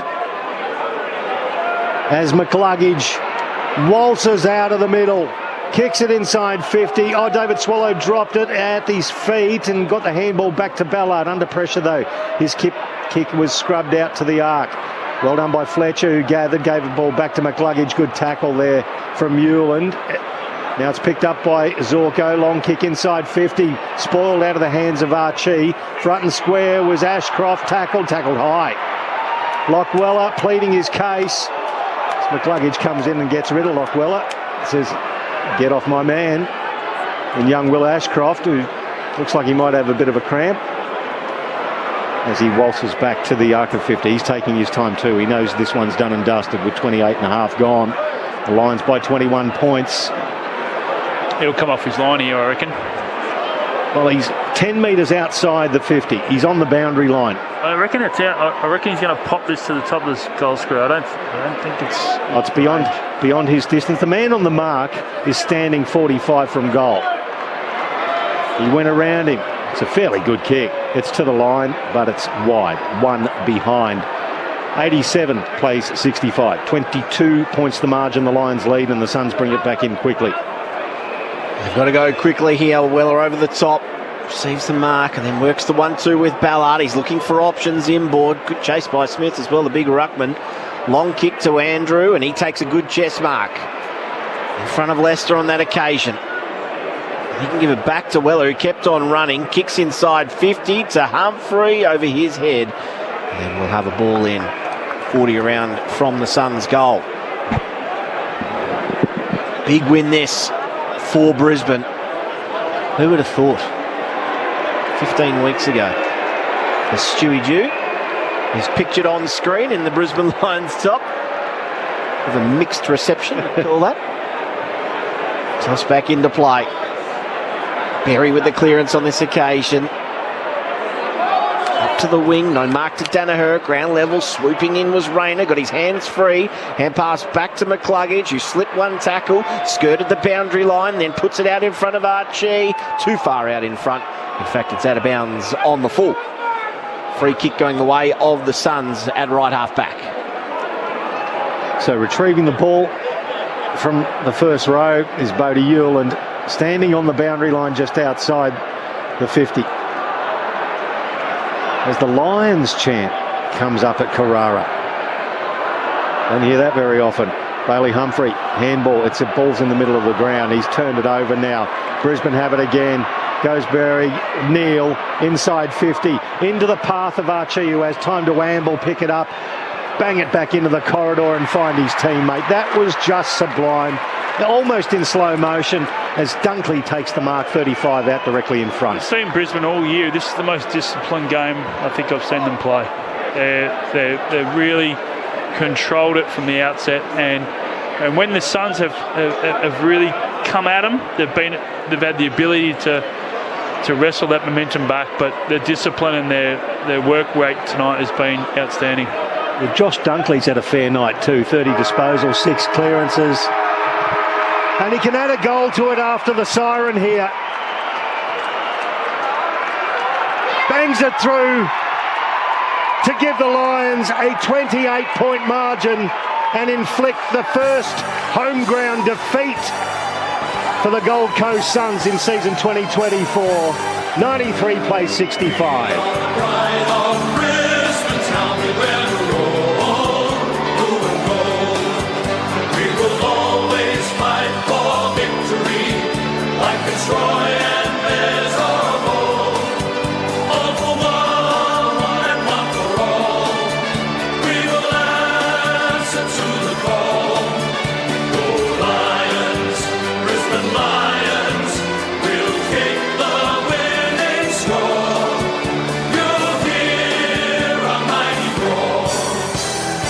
So what a win for Brisbane. The final score 13-15-93, defeating the Suns 9-11-65. We are the pride of Brisbane town. We wear blue and gold. We will always fight for victory, like it's Troy and Bears of old. All for one and one for all. We will answer to the call.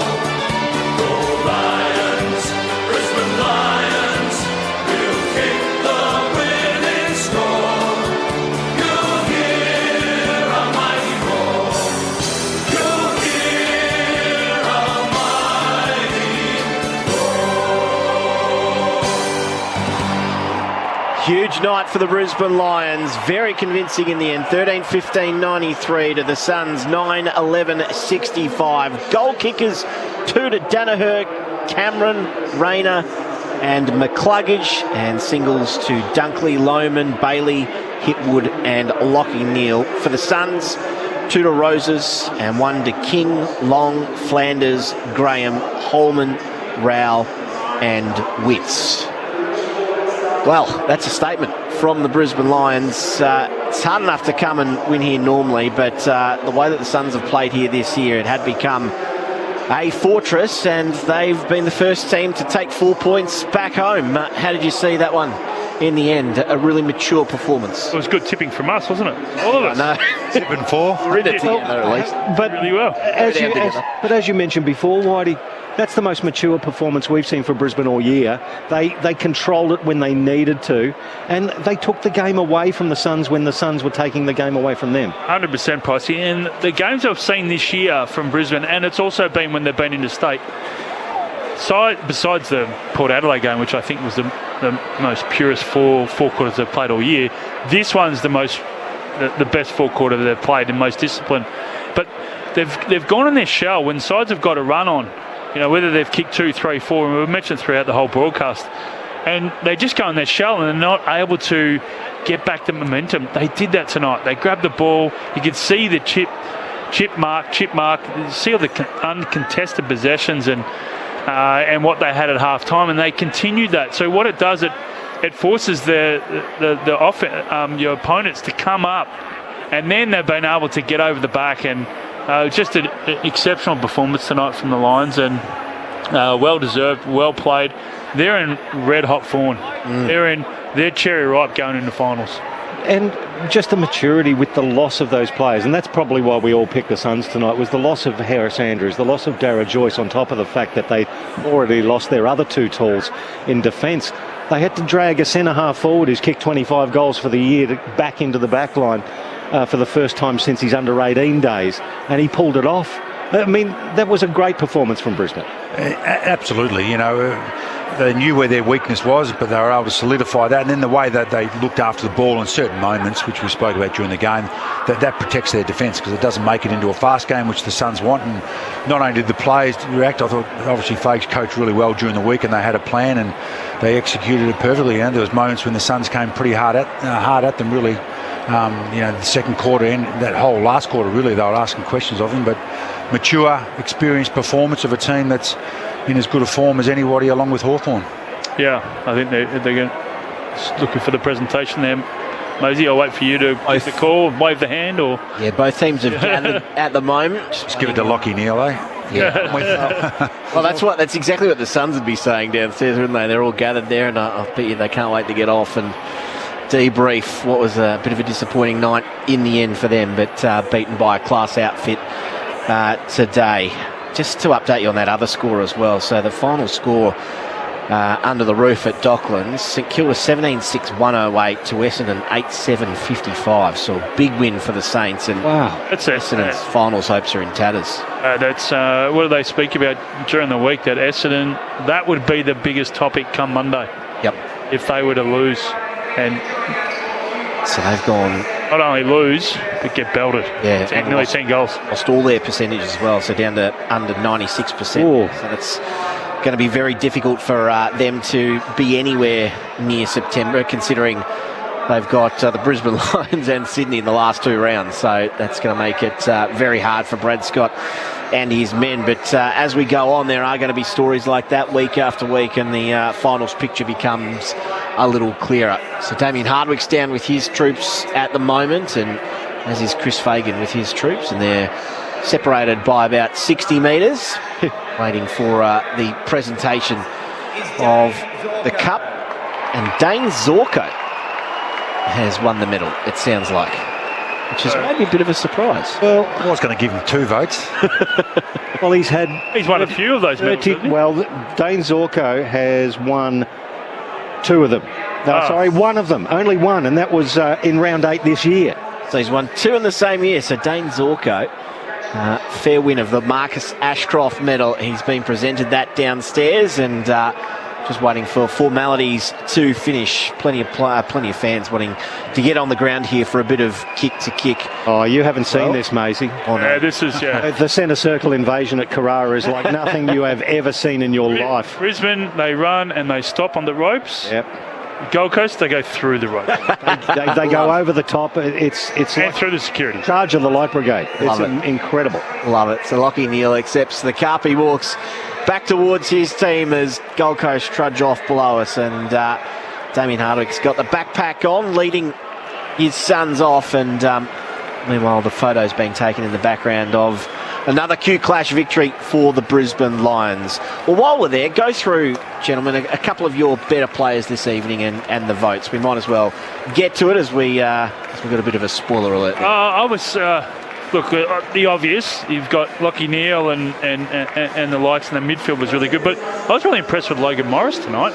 I thought he filled the void up forward with Hipwood going back. I thought he provided a lot of energy, a lot of spark, really good in the air, brought the ball to ground. Zorko's, they just I think it was a really, really solid team effort across the board tonight from Brisbane Lions, and the balance as well. They had really good presence. Rayner was really good, especially below his knees. I think that's one area that he's really decided that if Fake's going to put me in the middle, I've got to be clean below my knees. I can throw my body around. I'm big, and I can go up forward and take the big mark, but I've got to be really clean below my knees to add that spite, in and under. So I thought it was an all-round good performance, but Matty's pretty good on the votes. Oh, well, I normally Good try to handball. you, Whitey, but yeah, I've done that to Whitey over the journey here. But yeah, look, I gave one to Rayner, as Whitey mentioned. His ability to impact games is growing more and more, not just coming in and out or having quarters. He's 2 goals, 20-odd touches, and some real clean, powerful stuff when it was asked for, when the game was really high pressured. So 1 vote to him. I gave 2 to Zorko, 29 touches, 550 metres gained, as he always does, and 5 inside 50s off a guy coming off half-back. And his ability then, as we mentioned during the call, the way he defended at times too was amazing. So he's not just offence, he gets back and he has as much enthusiasm for defending as he was ball in hand. And Lachie Neale, for mine, was the best player on the ground. 35 touches, which he can rack it up anyway, but 10 clearances, a couple of inside 50s also, and also kicked the goal at the end to really seal the game. I thought he was the best player on the ground and a real key thorn in Sun sides, along with those clearance stuff. So 3 to Neale, 2 to Zorko, 1 to Rayner. Yeah, there's a Kodak moment going on the field as well in the Brisbane Lions huddle, as you saw Marcus Ashcroft with his 2 hip replacements walk over to his son Will and just sort of ask him, how's his knee going? It was just a nice little touching moment, and I think the AFL photographer got a hold of it as well. His cousins live around the corner here. Yeah. He was walking from where Marcus Ashcroft was walking to the ground. So it's about a 1.5 kilometre walk, 2 kilometre walk. His new hips are working. Yeah, so he's obviously trying to get a bit of flexibility back in those hips. He'll have another son to have a photo with next year after Brisbane Lions. Yeah, Levi. Indeed, do. Yep. And play as well. Yeah, very much a family affair. So a big win here for Brisbane over the Gold Coast, which fires them into second position. Just before we finish on Brisbane, just a final word of their last month. So it is, they've done incredibly well to get themselves back into this season, considering where they were and a lot of the doomsdayers that were out and about. And Chris Fagan, to his credit, kept calm. They've got St Kilda, GWS, Collingwood, and Essendon, I think. Is that right? Yep, Essendon in the final round. So, well, here we go. Here's the charge of the Light Brigades. They all get on. Yeah, go and stop. Those ropes. Yeah, don't do a lot, do they? No, you watch. One's gone over 20, and there we have it. Now, total evasion. Magnificent. It's good to see so many kids out there. So for Brisbane, the expectation now... 2. Surely they got to finish top 2. Top 2. It would be disappointing if they didn't from here. Absolutely, and an amazing comeback and great coaching to keep the belief and that they're heading in the right direction. Just the results were going against them, a bit scratchy early on.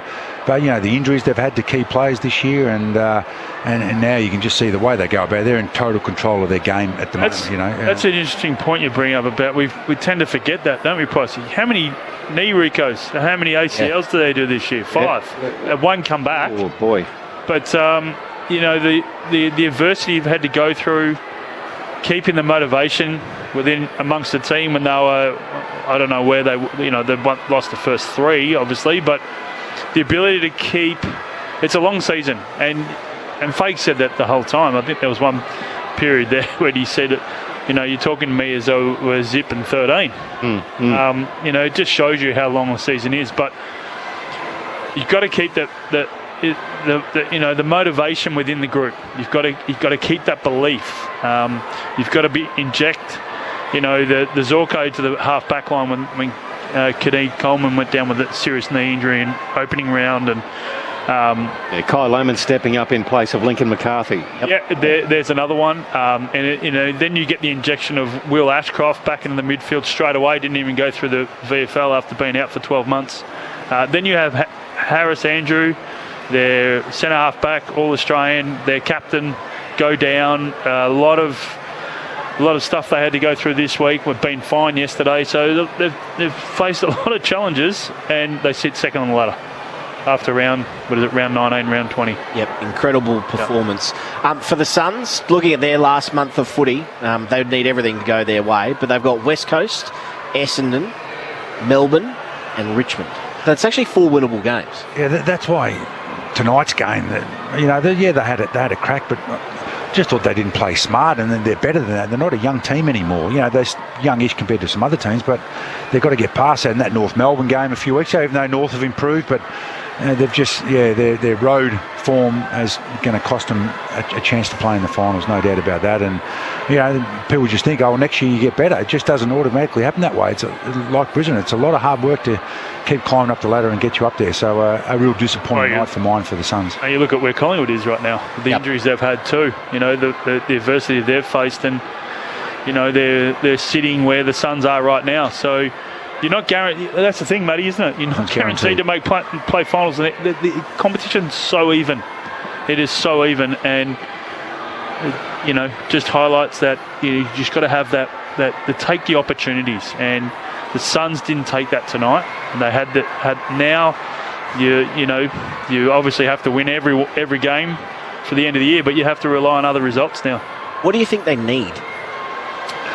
Well, tonight, I thought that tonight they lacked leadership out there. Brisbane had that, and they've had Dimmer for long enough. We can see the style of play, but there was times when they just had to play like they did in the last quarter. If they'd have been able to do that in the second quarter, they would have been nearly in front at quarter time. Now, three-quarter time. They obviously didn't take their opportunities in front there, but there is something lacking there that's missing, because they've never, while they haven't been great at home, they also just haven't been horrible on the road over the journey either. And this year they've just become really poor on the road. So, there's something not quite right, whatever it is, and that's going to, as we keep mentioning, that's going to cost them. So I don't think personnel what's needed. I think they've got it all there. There's just something internally that's holding them back from getting to where they want to get to. We've seen the Suns play for many years now, and their leadership on field, like your David Swallows, your Jared Witts, they're there.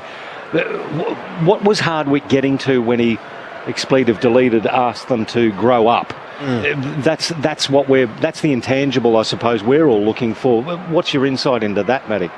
Well, I think that's more. I think that was after the North Melbourne game. I think that's more their mindset of when they're travelling this year, because they are playing far, far worse than what they are when they're at home. So that's purely a mindset thing. Okay. Tonight, for me, that was they gave Brisbane a couple of goals before half time. You just don't give up. Brisbane, you saw when Suns were coming up, and then Brisbane just owned the last 10 minutes of that quarter, and they owned the last 10 minutes of the second quarter.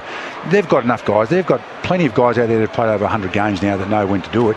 So whatever's going on, the messaging, the on-field leadership, in the coach's box, whatever, something's going a little bit amiss there, and then they've got their road form to worry about also. Matthew Primus, Chef White, it's been an absolute pleasure. Thank you so much for having me and turning it on for the Q Clash this afternoon. Big thanks to you, Pricey, Pete, and also Melissa back in the studio. It was a comprehensive win in the end for the Lions.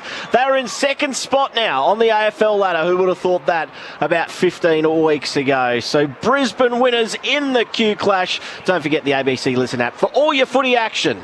Next, it's the Olympics. Tune your mood with the